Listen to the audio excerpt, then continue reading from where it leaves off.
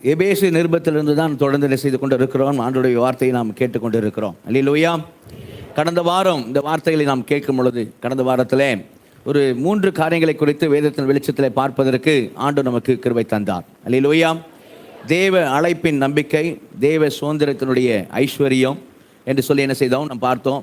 தேவ அழைப்பினுடைய நம்பிக்கை, தேவ சுதந்திரத்தின் ஐஸ்வர்யம், தேவ வல்லமையின் மகத்துவம் என்று 3 காரியங்களை பார்க்கும்படி ஆண்டவர் நமக்கு கிருபை பாராட்டினார். அல்லேலூயா. கவனிங்க, தேவ அழைப்பின் நம்பிக்கை என்று சொல்லும் பொழுது, தேவன் அழைக்கும் பொழுது ஒரு நம்பிக்கை உண்டாகிறது. அல்லேலூயா. முதலாவது ஆபிரகாமை தேவன் அழைத்தார் என்று பார்க்கிறோம். ஆபிரகாமை தேவன் அழைத்த போது ஆபிரகாமுக்கு ஒரு நம்பிக்கை உண்டானது. அல்லேலூயா. ஆபிரகாமை தேவன் அழைத்த போது ஆபிரகாமுக்கு நம்பிக்கை உண்டானது. ஆபிரகாமுக்கு தேவன் ஒரு சுதந்திரத்தை வாக்கு பண்ணினார். உனக்கு நான் இந்த தேசத்தை உன் சந்ததி கொடுப்பேன், உன்னை வானத்து நட்சத்திரங்களைப் போல என்ன செய்வேன், பெருக பண்ணுவேன் என்று சொல்லி ஆண்டவர் அவனுக்கு சுதந்திரத்தை என்ன செய்தார், வாக்கு பண்ணினார் என்று பார்க்கிறோம். கவனிங்கள், அழைப்பை பெற்ற ஆபிரகாம் தேவன் வாக்கு பண்ணின அந்த சுதந்திரத்தை நோக்கி என்ன செய்தான், அவன் பயணித்தான் என்று பார்க்கிறோம். அந்த பயணத்திலே, அந்த சுதந்திரத்தை சுதந்திரிக்கும்படியாக அவன் பயணித்த பயணத்திலே தேவன் அவருடைய வல்லமையை அவனுக்கு விளங்க பண்ணினார். அல்லேலூயா.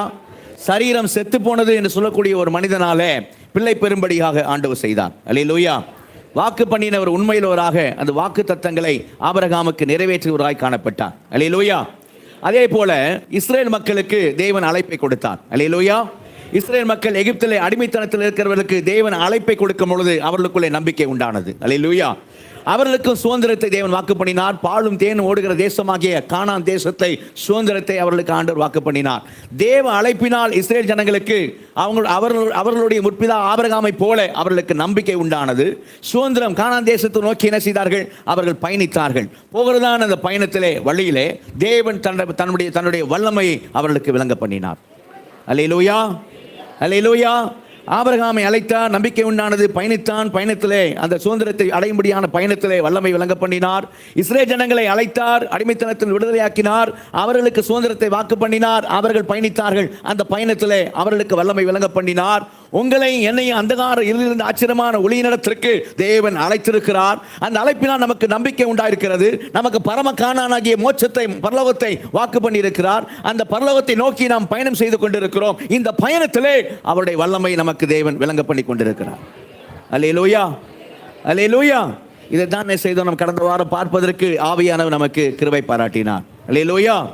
இந்த நாளிலும் கூட கவனிங்கள், இந்த முதல் அதிகாரத்தில் பவுல் எழுதும் பொழுது, நான் ஏற்கனவே சொல்லியிருக்கிறேன், 3ஆம் வசனத்திலிருந்து 14ஆம் வசனம் வரையிலும் அந்த கிரேக்க மொழியிலே, மூல மொழியிலே பவுல் எழுதினதான, அப்போஸ்தலனாகிய பவுல் பரிசுத்தாவின் ஏவப்பட்டு எழுதினதான அந்த ஒரிஜினல் லாங்குவேஜில், மூல மொழியில் எழுதும் பொழுது ஒரே வசனமாகத்தான் அது எழுதப்பட்டிருக்கிறது. ஒரே வாக்கியமாக, ஒரே சென்டென்ஸாக, ஒரே வசனமாக தான் எழுதப்பட்டிருக்கிறது 3ஆவது வசனத்திலிருந்து 14ஆம் வசனம் வரையிலும். அதே போல 15ஆம் வசனத்திலிருந்து 23ஆம் வசனம் வரையிலும் ஒரே வாக்கியமாக, ஒரே சென்டென்ஸாக தான் என்ன செய்யப்பட்டிருக்கிறது, எழுதப்பட்டிருக்கிறது. அப்போ 15ஆம் வசனத்திலிருந்து 23ஆவது வசனம் வரையிலும், சரியா, 23ஆம் வசனம் வரையிலும் ஒரே வாக்கியமாக எழுதப்பட்டிருக்கிறது என்று சொல்லி சொன்னாள். சரியா. அப்போ தமிழ்ல மொழிபெயர்க்கும் பொழுது நமக்கு என்ன செய்யுது, என்ன எப்படி பண்ணிட்டாங்கன்னு சொல்லி சொன்னா, பவுல் என்ன சொல்றாரு, நம்முடைய கர்த்தராக இயேசு கிறிஸ்துடைய தேவனும் மகிமையின் பிதாமானவரை நீங்கள் அறிந்து கொள்வதற்கான ஞானத்தின் தெளிவு அளிக்கிற ஆவியை உங்களுக்கு தந்திரல வேண்டும் என்றும், தாம் நம்மை அழைத்ததினாலே நமக்கு உண்டாயிருக்கிற நம்பிக்கை என்னதென்றும், பரிசுத்தவான்களுக்கு தமக்கு உண்டாயிருக்கிற சுதந்திரத்தின் மகிமையின் ஐஸ்வர்யம் என்னதென்றும், தாம் கிறிஸ்துவை மரித்தோரில் எழுப்பி அவரிடத்தில் காண்பித்த தமது வளர்த்த சத்துவத்தின் வல்லமையின்படியே விசுவாசத்திற்கு நம்மிடத்தில் காண்பிக்கும் வல்லமையின் மகா மேன்மையான மகத்துவம் என்னதென்றும் நீங்கள் அறியும்படிக்கு உங்களுக்கு பிரகாசமான மனக்கணங்களை கொடுக்க வேண்டும் என்று உங்களுக்காக வேண்டிக் கொள்கிறேன் என்று சொல்லி தமிழாக்கத்திலே வேண்டிக் கொள்கிற அந்த காரியம் அந்த வசனத்தோடு கூட அங்கே முடிவடைகிறதை செய்கிறோம். நம்ம பார்க்கிறோம் 19ஆம் வசனத்தோடு அதோட விருப்பம், விண்ணப்பம் முடிவடைகிறது போல தமிழாக்கம் செய்யப்பட்டிருக்கிறது. அதுக்கு பின்பாக தான் இந்த வசனங்கள் வருகிறது. 20, 21, 22, 23 இந்த 4 வசனங்கள் பின்பாக வருகிறது. விண்ணப்பத்துக்கு பிறகு வருகிறதை போல தமிழிலே மொழிபெயர்க்கப்பட்டிருக்கிறது. ஆனால் உண்மையிலே மூல மொழியிலே பவுல் எழுதும் பொழுது அதை எப்படி எழுதியிருக்கிறார் என்று சொல்லுவோம்னால், அல்லது எப்படி இது மொழியாக்கம் செய்திருக்க வேண்டும் என்று சொன்னால், கவனிக்க, இப்படி பைபிளை பார்க்கணும், பைபிளை நீ உற்று நோக்கணும். எப்படி நான் ரீகன்ஸ்ட்ரக்ட் பண்ண போகிறேன், எப்படி இது மொழியாக்கம் செய்யப்பட்டிருக்க வேண்டும் என்று சொன்னால், மூல மொழியிலிருந்து எழுதும் பொழுது தமிழாக்கம் செய்யும் பொழுது இது எந்த முறை முறையில் மொழிபெயர்ப்பு செய்யப்பட்டிருக்க வேண்டும் என்று சொன்னால் கவனிங்க, தாம் நம்மை அழைத்ததினாலே, நீங்க பைபிளை பாருங்க, தாம் நம்மை அழைத்ததினாலே நமக்கு உண்டாயிருக்கிற நம்பிக்கை என்னதென்றும், தமது பரிசுத்தவான்களிடத்தில் தமக்கு உண்டாயிருக்கிற சுதந்திரத்திலே மகிமையின் ஐஸ்வர்யம் என்னதென்றும், தாம் கிறிஸ்துவை மரித்தோடு எழுப்பி எல்லா துரைத்தனத்துக்கும் அதிகாரத்துக்கும் வல்லமைக்கும் கர்த்தத்துவத்துக்கும் மேல் மாத்திரமல்ல மறுமையில் பேர் பெற்ற எல்லா நாமத்துக்கும் மேலாக அவர் உயர்ந்திருக்கத்தக்கதாக உன்னதங்களில் அவரை தமது வலது பாசத்தில் உட்காரும்படி செய்து எல்லாவற்றையும் அவருடைய பாதங்கள் கீழ்ப்படுத்தி எல்லாவற்றையும் நிறைவேறுடைய நிறைவான சரீரமான சபைக்கு அவரை தலையாக தந்திரலி அவரிடத்தில் காண்பித்த தமது பலத்த சத்துவத்தின் வல்லமையின்படியே நம்மிடத்தில் விசுவாசிகள் நம்மிடத்தில் காண்பிக்கும் தமது வல்லமையின் மகாமேன்மை மகத்துவம் என்னதென்று நீங்கள் அறியும்படிக்கு உங்களுக்கு பிரகாசமான மனக்கல்கள் கொடுக்க வேண்டும் என்று உங்களுக்காக வேண்டிக் கொள்கிறேன் அப்படின்னு தான் என்ன செய்யப்பட்டிருக்க வேண்டும், மொழிபெயர்க்கப்பட்டிருக்க வேண்டும். புரிஞ்சவங்க மட்டும் கரங்க வைத்து ஒரு அலையிலே சொல்லுங்க, உச்சாமலையிலே சொல்லுங்க. இந்த அடுத்துக்கு லாஸ்ட்ல வருகிற 4 வசனம் கூட இந்த வேண்டுதலுக்குள்ளே தான் வர வேண்டும், விண்ணப்பத்துக்குள்ளே தான் வர வேண்டும், விண்ணப்பத்துக்குள்ளே தான் வர வேண்டும். அதனால தான் அநேக இங்கிலீஷ் பைபிளில் அது எப்படி பேராஃப்ரைஸ் பண்ணியிருக்கிறாங்க, எப்படி அதை மொழிபெயர்த்திருக்கிறாங்கன்னு சொல்ல, இங்கிலீஷ் பைபிள் எப்படி மொழிபெயர்த்திருக்கிறாங்க சொல்லுகிறேன் கவனிங்க. நீங்கள் மறுபடியும் பைபிள் பாருங்க எப்படி மொழிபெயர்த்திருக்காங்கன்னு சொல்லி சொன்னால், எப்படி தாம் நம்மை அழைத்ததினாலே நமக்கு உண்டாயிருக்கிற நம்பிக்கை என்னதென்றும், தமது பரிசுத்தவான்களிடத்தில் தமக்கு உண்டாயிருக்கிற சுதந்திரத்தின் மகிமையின் ஐஸ்வர்யம் என்னதென்றும் அப்படி வாசிக்கிறேன்ல. இங்கிலீஷ் பைபிள் எப்படி மொழிபெயர்த்திருக்கிறாங்கன்னு சொல்லி சொன்னால், விசுவாசிகளாக இருக்கிற நம்மிடத்திலே காண்பிக்கும் இந்த வல்லமையின் மகத்துவம் என்னதென்று நீங்கள் அறியும்படிக்கு உங்களுக்காக வேண்டிக் கொள்கிறேன். அந்த வல்லமை அப்படிதான் வெளிப்படுத்திருக்காங்க. அந்த வல்லமை கிறிஸ்துவை மரித்தோடு எழுப்பின வல்லமை. அல்லேலூயா. கிறிஸ்துவை மரித்தோடு எழுப்பின தமது பலத்த சத்துவத்தின் வல்லமை. அந்த வல்லமை எல்லா துரைத்தனத்துக்கும் அதிகாரத்துக்கும் வல்லமைக்கும் கர்த்தத்துவத்துக்கும் மேலாக இம்மையில் மாத்திரமல்ல மறுமையில் பேர் பெற்ற எல்லா நாமத்திற்கும் மேலாக அவர் உயர்ந்திருக்கத்தக்கதாக உயர்த்தியிருக்கிற வல்லமை. அல்லேலூயா. உன்னதங்களை அவர் தமது வலது பாரசத்தில் உட்காரும்படி செய்திருக்கிற வல்லமை, எல்லாவற்றோட பாதங்கள் கீழ்ப்படுத்தியிருக்கிற வல்லமை, எல்லாவற்றை நிரப்புகிற நிறைவான சரீரமான சபைக்கு அவரை இயேசுவை தலையாக தந்தரில் இருக்கிற வல்லமை. அல்லேலூயா.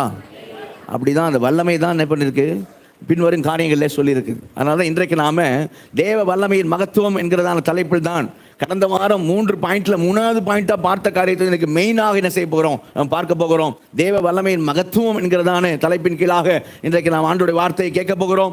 3 காரியங்களை கடந்த வாரம் பார்க்காத இந்த வாரம் பார்க்கிற மீதமுள்ள அந்த 4 வசனங்களை சொல்லப்படுகிற 3 காரியங்களை வேதத்தில் வெளிச்சத்தில் நாம் பார்க்க போகிறோம். கர்த்தர் இந்த நாள் விசேஷமாக நம்மோடு கூட இடைபடுவாராக. அல்லேலூயா, அல்லேலூயா. இப்போ அந்த வசனத்தை வாசிங்க. இப்போ 19 23 வரை வாசிங்க. 19 23 வரை. தாம் கிறிஸ்துவை மரித்தோரிலிருந்து எழுப்பி அவரிடத்தில் நடப்பித்த தமது பலத்த சத்துவத்தின் வல்லமைப்படியே விசுவாசிக்கிறவர்களாகிய நம்மிடத்திலே காண்பிக்கும் தம்முடைய வல்லமையின் மகா மேன்மையான மகத்துவம் என்னதென்றும் நீங்கள் அறியும்படிக்கு அவர் உங்களுக்கு பிரகாசமுள்ள மனக்கண்களை கொடுக்க வேண்டுமென்றும் வேண்டிக் கொள்ளுகிறேன். எல்லா துரைத்தனத்துக்கும் அதிகாரத்துக்கும் வல்லமைக்கும் கர்த்தத்துவத்துக்கும் இம்மையில் மாத்திரமல்ல மறுமையிலும் பேர் பெற்றிருக்கும் எல்லா நாமத்துக்கும் மேலாய் அவர் உயர்ந்திருக்கத்தக்கதாக அவரை உன்னதங்களில் தம்முடைய வலது பார்சத்தில் உட்காரும்படி செய்து எல்லாவற்றையும் அவருடைய பாதங்களுக்கு கீழ்ப்படுத்தி, போதும், எல்லாவற்றையும் பாதங்கள் கீழ்ப்படுத்தி. அல்லேலூயா. இந்த வார்த்தை கவனிங்க, எல்லாவற்றையும் பாதங்களுக்கு கீழ்ப்படுத்தி. பவுல் சொல்றாரு, இயேசு கிறிஸ்துவை கவனிங்க. தேவன் தம்முடைய பலத்த சத்துவத்தின் வல்லமையினாலே கிறிஸ்துவை மரித்தோரிலிருந்து எழுப்பி, இப்ப நீங்க ஒரு அலியில சொல்லியிருக்கணும், சொல்லல.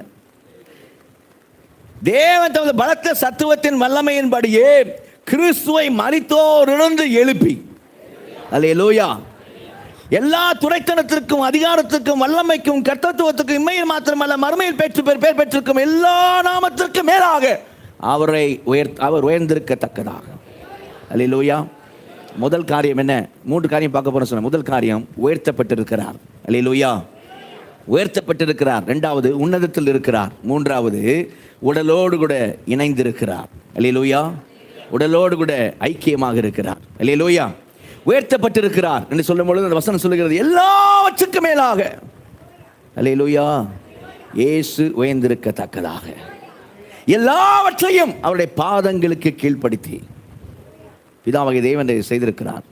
பிதாவாகிய தேவன் அவருடைய வல்லமையினாலே அதை செய்திருக்கிறார் என்று வசனம் சாட்சி கொடுக்கிறது. அல்லேலூயா. இது கவனிங்க, இது ஏன் பிதா செய்தான்னு சொன்னா, மனுக்குலத்தை குறித்த பிதாவுடைய சித்தம், விருப்பம் இதுதான். இதை நம்ம ஆதியாகமத்தில் பார்க்க முடியும். ஆதியாகமத்தில் 1ஆம் அதிகாரத்தில் 28வது வசனத்தை வாசிங்க. ஆதியாகமம் 1ஆம் அதிகாரத்தில் 28வது வசனம்.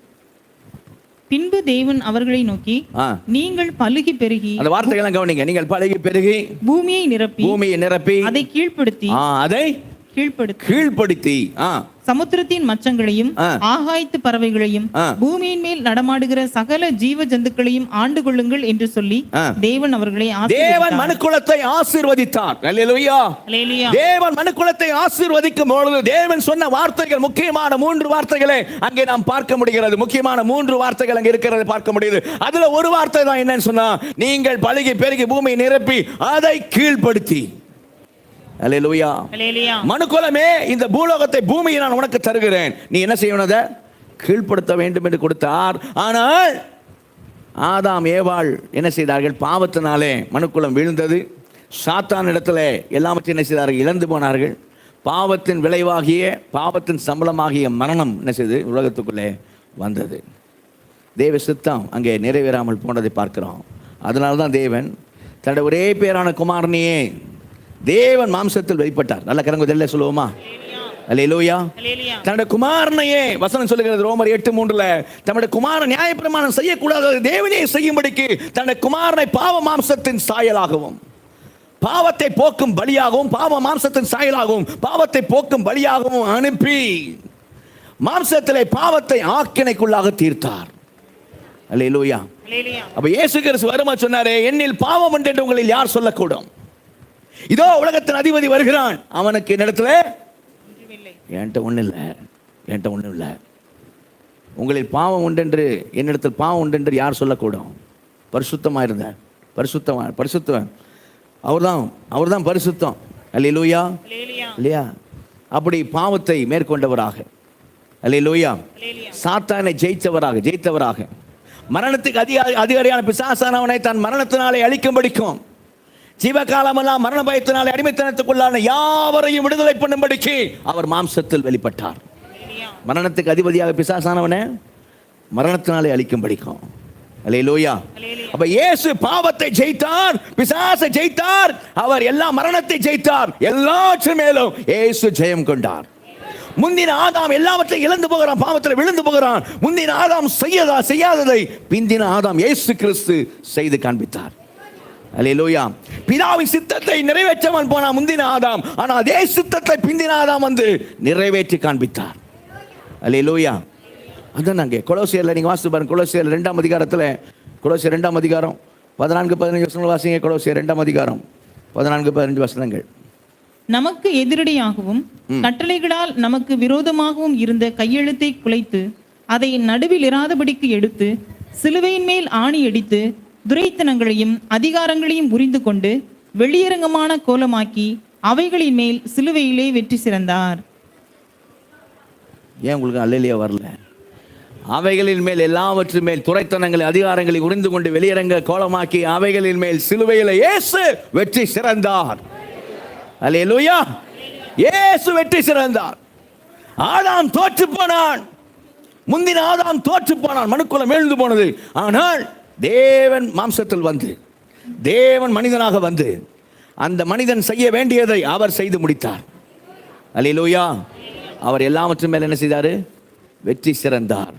அல்லேலூயா. ஆனால் பவுல் சொல்றார், கவனிங்க, கிறிஸ்துவை மரித்தோடு தேவன் எழுப்பினார், பலத்த சத்துவத்தின் வல்லமையின்படியே எழுப்பி என்ன செய்தார் சொன்னா, எல்லா துரைத்தனத்திற்கும், எல்லா துரைத்தனம் தெரியுமா? எல்லா துரைத்தனத்திற்குனா ஹெவன்லி பவர்ஸ், வானங்களிலே கிரியை செய்கிற பொல்லாத வல்லமைகள், வானங்களிலே கிரியை செய்கிற பொல்லாத வல்லை, துரைத்தனம் பண்ணுகிற அவை தான் மனுஷனை கண்ட்ரோல் பண்ணிக்கிட்டு இருக்கு.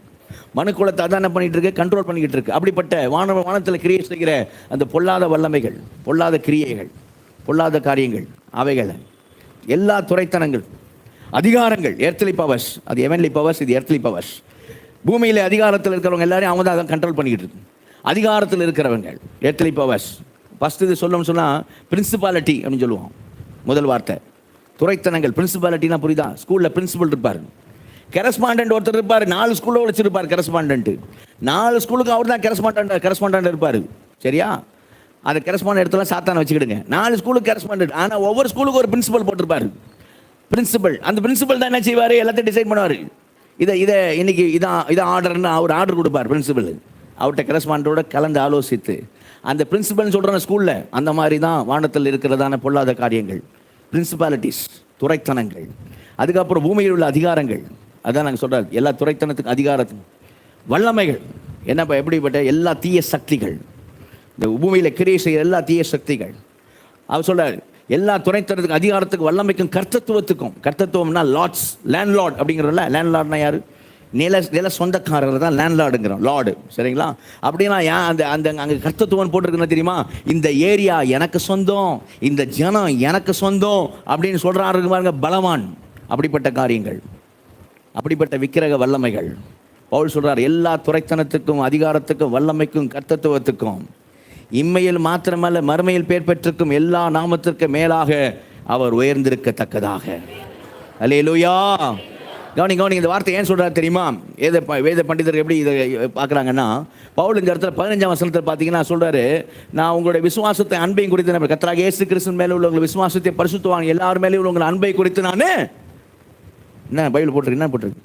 அன்பை குறித்து நான் கேள்விப்பட்டு இடைவிழால் உங்களுக்காக சோத்திரம்படி என் ஜெபங்களை உங்களை நினைத்து அப்படின்றார் இல்லையா? அப்போ அன்பை குறித்து கேள்விப்பட்டேங்கிறார்ல. அப்போ பவுலுக்கு இன்னொரு காரியம் சொல்லியிருப்பாங்க கண்டிப்பா. என்ன அப்படின்னா, எபேசு சபையிலேருந்து ரட்சிக்கப்பட்டு வந்தவங்களாம் நிறைய பேர் எப்படி வந்தாங்கன்னு சொன்னால் மந்திரவாதங்கள்லாம் செஞ்சவங்க தான் ரட்சிக்கப்பட்டு வந்தாங்க. மந்திரவாதிகள் ரட்சிக்கப்பட்டு சபைக்குள்ள வந்தார்கள். கரங்குதிரையில சொல்லுவோமா, உச்சாமலையில சொல்லுவோமா? மந்திரவாதிகள் ரட்சிக்கப்பட்டு சபைக்குள்ள வந்தாங்க தெரியுமா? அப்ப அவங்களுக்குள்ளே ஒரு பயம் இருந்திருக்கும், நம்ம விட்டு வந்தோமே. சிலருக்கு இந்துஸ்க்கு பயம் உண்டு. என்ன, என் குல தெய்வம் ஏதாவது செஞ்சிருமா, கோத்திர தெய்வம் ஏதாவது செஞ்சிருமா, இயேசுட நான் பொருத்தனை பண்ணிட்டேன், அதை நான் ஃபுல்லாக நிறைவேற்றலை, இயேசுட வந்த பிறகு அது கோச்சிக்கூடாது, எதாவது பண்ணக்கூடாது, நான் போயிட்டு நிறைவேற்றிட்டு வந்துட்டுமான்லாம் கேட்பாங்க. சரி, நிறைவேற்றிட்டு வந்துட்டுமா அப்படின்னு அவங்களுக்கு என்ன தெரியல அப்படின்னா, இயேசு எல்லாத்துலேயும் பெரியவர்னு தெரியல. அல்லேலூயா. அது மாதிரி எபேசு சபையில் அவங்க மந்திரவாதிகள் தான் ரட்சிக்கப்பட்டு வந்தாங்க. மந்திரவாதிகள் ரட்சிக்கப்பட்டு வந்தாங்க. அப்போஸ்தலர் நடவடிக்கைகள் 19ஆம் அதிகாரத்தில் 18-19 வசனங்கள் வாசிங்க. அப்போஸ்தலர் நடவடிக்கைகள் 19ஆம் அதிகாரம் 18-19 வசனங்கள். விசுவாசித்தவர்களில் அநேகர் வந்து தங்கள் செய்கைகளை வெளிப்படுத்தி அறிக்கையிட்டார்கள். மாய வித்தைக்காரராய் இருந்தவர்களில் அநேகர் தங்கள் புஸ்தகங்களை கொண்டு வந்து எல்லாருக்கும் முன்பாக சுட்டரித்தார்கள். அவைகளின் கிரயத்தை தொகை பார்த்து 50,000 வெள்ளிக்காசாக கண்டார்கள். இவ்வளவு பலமாய் கர்த்தருடைய வசனம் விருத்தி அடைந்து மேற்கொண்டது. எபேசுவை மேற்கொண்டது. அல்லேலூயா. காமராஜபுரத்தை மேற்கொள்ளும், நம்ம தேசத்தை மேற்கொள்ளும். அல்லேலூயா. கர்த்தருடைய வசனம் வல்லமை உள்ளது. அல்லேலூயா. அங்கே எபேசு பட்டணத்தில் பாருங்க, மந்திரவாதிகள் தங்கள் மந்திர புத்தகங்களெல்லாம் கொண்டு வந்து போட்டு ரோட்டில் போட்டு எரித்தார்கள். அவங்க இப்போ எங்கே ரட்சிக்கப்பட்டு பேரில் எங்கே இருப்பாங்க சொல்லுங்க? எங்கே இருக்கிறாங்க? எபேசு சபையில் இருக்கிறாங்க. அல்லேலூயா. இப்போ அவங்களுக்குள்ள ஒரு சின்ன ஒரு பயம் என்னன்னு, அதை விட்டு வந்த பிசாசு, குட்டி பிசாசெல்லாம் வந்து ஏதாவது தொல்லை பண்ணிக்கிட்டு இருக்குவான் நம்மளை. சரியா? அதுக்கு தான் பவுல் எழுதுறாரு, எப்பா எல்லா துரைத்தனத்திற்கும் அதிகாரத்துக்கும் வல்லமைக்கும் கர்த்தத்துவத்துக்கும். அல்லேலூயா. இன்னொரு வார்த்தை சொல்கிறல, இம்மையில் மாத்திரமல்ல மறுமையில் பேர் பெற்றிருக்கோம்ன்றார்ல. அது என்ன தெரியுமா? இந்த பட்டணம் எபேசு பட்டணத்தில் இவங்கெல்லாம் ரட்சிக்கப்படுறதுக்கு முன்னாடி புறஜாதிகள்லாம் யாரை ரொம்ப பெரியவங்களாக சொல்லிட்டு இருந்தாங்க, யாரை பெரிய ஆளாக சொல்லிட்டு இருந்தாங்க தெரியுமா? அதே அதிகாரத்தில் 34-35 வசனம் வாசிங்க. 34-35. அவன் யூதன் என்று அவர்கள் அறிந்தபோது எபேசியருடைய தியானாளை பெரியவள் என்று 2 மணி நேரம் அளவும் எல்லாரும் ஏகமாய் சத்தமிட்டு கொண்டிருந்தார்கள். 2 மணி நேரம் கூட்டமா சத்தம் போடுறானுங்கன்னா சும்மா கிடையாது. அவனுக்கு அதுதான் அப்படி என்ன செய்யறாங்க, அவனுக்கு அதுதான் மெயினாக என்ன பண்ணாங்க, இது பண்ணாங்க. 2 மணி நேரம் அளவு கத்துறான். என்னன்னு? தியானாலே பெரியவள், தியானாலே பெரியவள் அப்படிங்கிறான். 2 மணி நேரம். அடுத்த வசனம் வாசிங்க. பட்டணத்து சம்பிரதியானவன் ஜனங்களை அமர்த்தி, எபேசியரே, எபேசியருடைய பட்டணம் மகா தேவியாகிய தியானாளுக்கும் வானத்திலிருந்து விழுந்த சிலைக்கும் கோவில் பரிசாரகியா இருக்கிறதை அறியாதவன் உண்டு. அப்ப இந்த எபேசு பட்டணம் யாருக்கு சொந்தம்னா தியானாளுக்கு சொந்தம். தியானால் யாருக்கு சொந்தம்னா எபேசு பட்டணத்துக்கு சொந்தம் என்று உங்களுக்கு தெரியாதா அப்படின்னு கேட்கிற அளவுக்கு அந்த எபேசு பட்டணத்தில் யார் ஆளுகை செய்து கொண்டு இருந்தான்னு சொன்னா தியானாள். கவனிங்க, இந்த தியானாளை என்னதான் நினைச்சாங்க? எப்படிமா தியானாள்? அவங்க தியானாள்ன்றத வானராக்கினி, வானத்துக்கு பூமிக்கும் ராணி. அது மட்டும் இல்லை, பாதாள வல்லமைகளுக்கும் அவதார் ராணி. அந்த அளவுக்கு தியானாள் மேல அவ்வளோ பெரிய ஆளு தியானாள் அப்படின்னா. வானராக்கினி, அவ வானத்துக்கு பூமிக்கும் ராணி, பாதாள வல்லமைகளுக்கும் அவதார் ராணி, அவதான் பெரிய ஆளு அப்படின்னு நினைச்சிட்டு இருந்தாங்க. இப்ப எபேசு பட்டணத்திற்குள்ள எபேசு சபைக்கு பவுல் எழுதுறாரு, எல்லா துரைத்தனத்துக்கும் அதிகாரத்துக்கும் வல்லமைக்கும் கர்த்தத்துவத்துக்கும் இம்மையில் மாத்திரமல்ல, இந்த உலகத்துல நீ பேசுறிய தியானாள், சரியா? இம்மையில் மாத்திரமல்ல மறுமையில். மறுமையினா மறுமையில் ஃபியூச்சர் நினைச்சு கூடாது, எதிர்காலம் நினைச்சு கூடாது. மறுமையில் அவர் என்ன சொல்றாருன்னு சொன்னா, இந்த ஆவிக்குரிய உலகத்துல பேசுறாரு, இந்த பூமியில பேசுறாரு தியானாள். அவ பேர் பெருசா மறு உலகத்துல, ஆவிக்குரிய உலகத்துல பெருசா இருக்குன்னே வச்சுக்கிடுவோம், சரியா? அப்படி வச்சிருக்க தியானாள் மட்டும் இல்லடா, எந்த நாமமா இருந்தாலும் சரி, எல்லா நாமத்திற்கு மேலாக இயேசு வைந்திருக்கத்தக்கதா. அல்லேலூயா. பிதாவாகிய தேவன் இயேசுவை மரித்தோர்ந்து எழுப்பி எல்லா துரைத்தனத்திற்கும் அதிகாரத்துக்கும் வல்லமைக்கும் கர்த்தத்துவத்துக்கும் இம்மையில் மாத்திரமல்ல மறுமையில் பேர் பெற்றிருக்கும் எல்லா நாமத்திற்கு மேலாக அவர் உயர்ந்திருக்கத்தக்கதாக உயர்த்தப்பட்டிருக்கிறார் இயேசு. அல்லேலூயா. அடுத்த வசனம், அவர் உயர்ந்திருக்கத்தக்கதாக உன்னதங்களிலே தனது வலது பார்சத்தில் அவரை உட்காரும்படி செய்து எல்லாவற்றையும் அவருடைய பாதங்களுக்கு கீழ்ப்படுத்தி. அல்லேலூயா. எல்லாவற்றையும் அவருடைய பாதங்களுக்கு கீழ்ப்படுத்தி. நான் சொன்னேன், நம்ம ஆதியாகமம் 1:28 வாசித்த மனுக்குலத்துக்கு சொல்லும் போது தேவன் ஆசீர்வதிக்கும்போது சொன்னார், நீங்கள் பழகி பிறகு பூமியை நிரப்பி அதை கீழ்ப்படுத்தி. அல்லேலூயா. கீழ்ப்படுத்தி இயேசு கிறிஸ்து நிறைவேறுது பாருங்க. எல்லாம் இயேசுவுக்கு பாதங்களுக்கு கீழே. அல்லேலூயா. அல்லேலூயா. அதனால தான் சங்கீதக்காரன் சொல்லும்போது சங்கீதம் 8 மனுஷனை பேசுகிறான், ஆதாம் வச்சு பேசுகிற மாதிரி பேசலாம், இயேசு கிறிஸ்துக்கு தான் ரிஃப்ளெக்ட் ஆகுது. சரியா? வாசித்து பாருங்க, சங்கீதம் 8ஆம் சங்கீதத்தில் 3ஆம் வசனத்துல வாசிங்க. 8ஆம் சங்கீதத்தில் 3ஆம் வசனத்துல வாசிங்க. உமது விரல்களின் கிரியையாகிய உம்முடைய வானங்களையும் நீர் ஸ்தாபித்த சந்திரனையும் நட்சத்திரங்களையும் நான் பார்க்கும்போது மனுஷனை நீர் நினைக்கிறதுக்கும் மனுஷகுமாரனை நீர் விசாரிக்கிறதுக்கும். அதாவது என்ன சொல்றான் சங்கீதக்காரன், நீர் எவ்வளவு பெரிய ஆண்டவரா இருக்கிறீங்க ஆண்டவரே. சூரியன் சந்திரன் நட்சத்திரம் எவ்வளவு பெருசு பெருசா உண்டாக்கி எல்லாத்தையும் பயங்கர பிரம்மாண்டமா பண்ணிருக்க, இவ்வளவு செய்திருக்க பெரிய தேவன் இந்த சின்ன மனுஷனை நினைக்கிறதுக்கு மனுஷன் அவன் எம்மாத்திரம் என்கிறேன். நீர் அவனை தேவதூதரிலும் சற்று சிறியவனாக்கினீர், மகிமையினாலும் கனத்தினாலும் அவனை முடிசூட்டினீர். வார்த்தையில் கவனிங்க, தேவதூதரிலும் சிறியவனாக்கினீர், மகிமையினாலும் கனத்தினாலும் அவனை என்ன பண்ணினீர்? முடிசூட்டினீர். உம்முடைய கரத்தின் கிரியைகளின் மேல் நீர் அவனுக்கு ஆளுகை தந்து, உம்முடைய கரத்தின் கிரியைகளின் மேல் நீர் அவனுக்கு ஆளுகை தந்து சகலத்தையும் அவனுடைய பாதங்களுக்கு கீழ்ப்படுத்தி, சகலத்தையும் அவனுடைய பாதங்களுக்கு கீழ்ப்படுத்தினீர். எல்லாம் எல்லாமே ஆதாம் தான். அந்த பைபிள் தியாலஜி, பிப்ளிக்கல் தியாலஜி பார்த்தோம். எல்லாத்துக்கும் பேர் வச்சது யார்? சரியா? பேர் வைக்கிறது என்ன அர்த்தம் தெரியுமா? பேர் வைக்கிறதுனால அதிகாரம்னு அர்த்தம். அல்லேலூயா. நம்ம குட்டியா ஒரு நாயை கொண்டு வரோம் வீட்டில், குட்டி நாயை வீட்டில் கொண்டு வந்தோன்னே என்ன பண்ணுறோம்? ஒரு பேர் வைக்கலாம் அப்படி முடிவு பண்ணி பேரை வைக்கிறோம் இல்லையா? டோனி, ஜோனஸ் அப்படின்னு பேர் வைக்கிறோம். நம்ம என்ன பேர் வைக்கிறோமோ அதான் அதுக்கு பேர். கரெக்டா? அது எதுவும் மாற்றிலாம் சொல்ல முடியாது இல்லையா? நம்ம அப்போ அந்த பேர் சொல்லி கூப்பிட்டா அது என்ன செஞ்சாகணும்? டோனி கம் ஹியர் அப்படின்னா என்ன செஞ்சாகணும்? அப்படின்னு என்ன செய்யணும்? அது வந்தாகணும். Hallelujah. Come here, shut up, sit down அப்படின்னு என்ன பண்ணோம்? டக்குன்னு உட்காந்தாங்க. சரியா? என்னன்னா நம்ம அதிகாரத்துக்கு தான் செஞ்சோம். ஏன்னா பேர் வச்சுன்னு நான் தான் பேர் வச்சுக்கிறேன். சரியா? அது மாதிரி தான் இங்கே சொல்லப்படுது. ஆதாமுக்கு அப்படி தான் தேவன் செஞ்சுருந்தார். அது எல்லாத்தையும் கூப்பிட்டு வந்து ஆதாம் என்ன பேர் வைக்கிறான்னு பார்க்கலான்னு உட்காந்தார். நம்ம நாய்க்கு டோனி ஜோனஸ்னு வைப்போம், அவன் நாய்க்கு நாயின்னு பேர் வச்சான். அல்லேலூயா. புரியுதா? அவன் வச்ச பேர் நாய். நம்ம அந்த நாய்களுக்கு என்ன பண்ணுறோம்? டோனி, ஜிம்மி, டோனி, டாமி அப்படிலாம் பேர் வச்சுருக்கிறோம். அவன் முதல்ல வச்ச பேர் நாய். திஸ் இஸ் டாக் அப்படின்னா, டாக் நாய். திஸ் இஸ் லயன், சிங்கம். அவன் வச்சான். புரியுதா? உனக்கு அப்படி பேர் அவன் அப்படி தான் பேர் வச்சான். என்னென்ன பேர் வைக்கிறான்னு பார்த்தார் ஆண்டவர். எல்லாவற்றுக்கும் மேலே என்ன செய்ய அவனுக்கு அதிகாரம் கொடுத்துருந்தார். சரிங்களா? வாசிக்க. ஆடு மாடுகள் எல்லாவற்றையும், காட்டு மிருகங்களையும், ஆகாயத்து பறவைகளையும், சமுத்திரத்து மச்சங்களையும், கடல்களில் சஞ்சரிக்கிறவைகளையும் அவனுடைய பாதங்களுக்கு சங்கீதக்காரன் மனுஷனுக்கு நீர் இப்படி செஞ்சீர், எவ்வளவு பெரிய தேவன், மனுஷனை நினைக்கிறதுக்கு மனுஷன் ஏமாத்திரம் தேவனே, எல்லாவற்றையும் உண்டாக்கி எல்லாவற்றையும் என்ன பண்ணிரு, மனுஷனுக்கு நீர் கீழ்ப்படுத்தினீரே அப்படின்னு சொல்லி எங்க சங்கீதக்காரன் சொல்றான். எபிரேயர் ஆக்கியவர் சொல்றாரு, அப்படித்தான் இருந்துச்சு, ஆனா கீழ்பட்டு இருக்காப்பா அப்படி கேட்கிறாரு. கீழ்பட்டு இருக்காப்பா? ஆதாம் தான் பாவத்தில் விட்டானப்பா, கீழ்பட்டு இருக்கா? வாசிங்க எபிரேயர் 2ஆம் அதிகாரத்தில் 6ஆம் வசனத்துல வாசிங்க. எபிரேயர் 2ஆம் அதிகாரத்தில் 6ஆம் வசனத்துல இருந்து. ஒரு இடத்திலே ஒருவன் சாட்சியாக, மனுஷனை நீர் நினைக்கிறதற்கும் மனுஷனுடைய குமாரனை நீர் விசாரிக்கிறதற்கும் அவன் எம்மாத்திரம். அவனை தேவதூதரிலும் சற்று சிறியவனாக்கினீர். அந்த சங்கீதம் 8 தான் சொல்றாரு. தேவதூதன் சிறியவனாக்கி மகிமையினாலும் கனத்தினாலும் அவனுக்கு முடிசூட்டி, உம்முடைய கரத்தின் கிரியைகளின் மேல் அவனை அதிகாரியாக வைத்து சகலத்தையும் அவனுடைய பாதங்களுக்கு கீழ்ப்படுத்தினீர். சகலத்தையும் அவனுடைய பாதங்களுக்கு கீழ்ப்படுத்தினீர் என்று சொன்னான். சங்கீதக்காரன் சொன்னான், சகலத்தையும் அவனுக்கு கீழ்ப்படுத்தினார் என்கிற விஷயம், சகலத்தையும் அவனுக்கு கீழ்ப்படுத்தினார் என்கிற விஷயத்தில் அவர் அவனுக்கு கீழ்ப்படுத்தாத அவர் அவனுக்கு கீழ்ப்படுத்தாத பொருள் ஒன்றுமில்லை.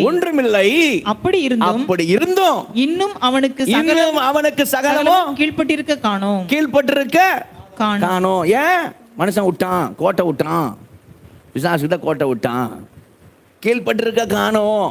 ஆனா இங்க எபிரேய ஆக்கியோன் இதோட நிறுத்தல. இங்க இந்த வசனத்தை இங்கே நிறுத்தல, சங்கீதம் 8 மட்டும் கோட் பண்ணி அப்படியே நிறுத்தல.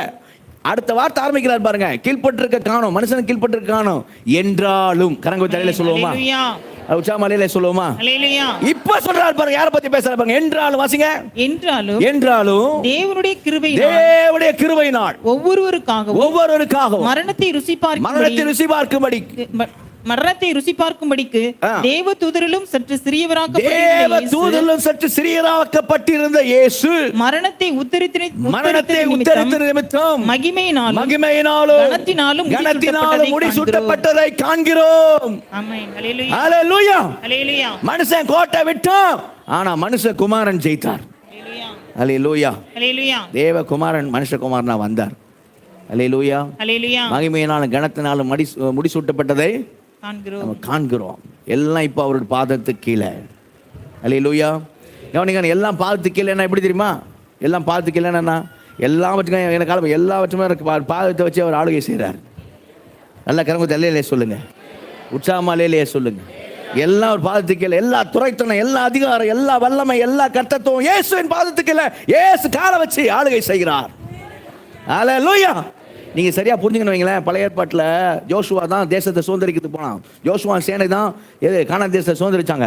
அப்போ சுதந்திரிக்கும் போது போனப்போ அங்கே 5 ராஜாக்கள், ஒரு இன்சிடென்ட் பாருங்க. 5 ராஜாக்கள் ஒன்றா சேர்ந்து வராங்க யோசுவா யுத்தம் பண்ணும்படியாக. அங்கே என்ன நடந்தது வாசிங்க. அங்கே யோசுவா சரித்திர புத்தகம் 10ஆம் அதிகாரம் 22ஆம் வசனத்திலிருந்து 25ஆம் வசனம் வரலாம் வாசிங்க. யோசுவா 10ஆம் அதிகாரம் 22லிருந்து.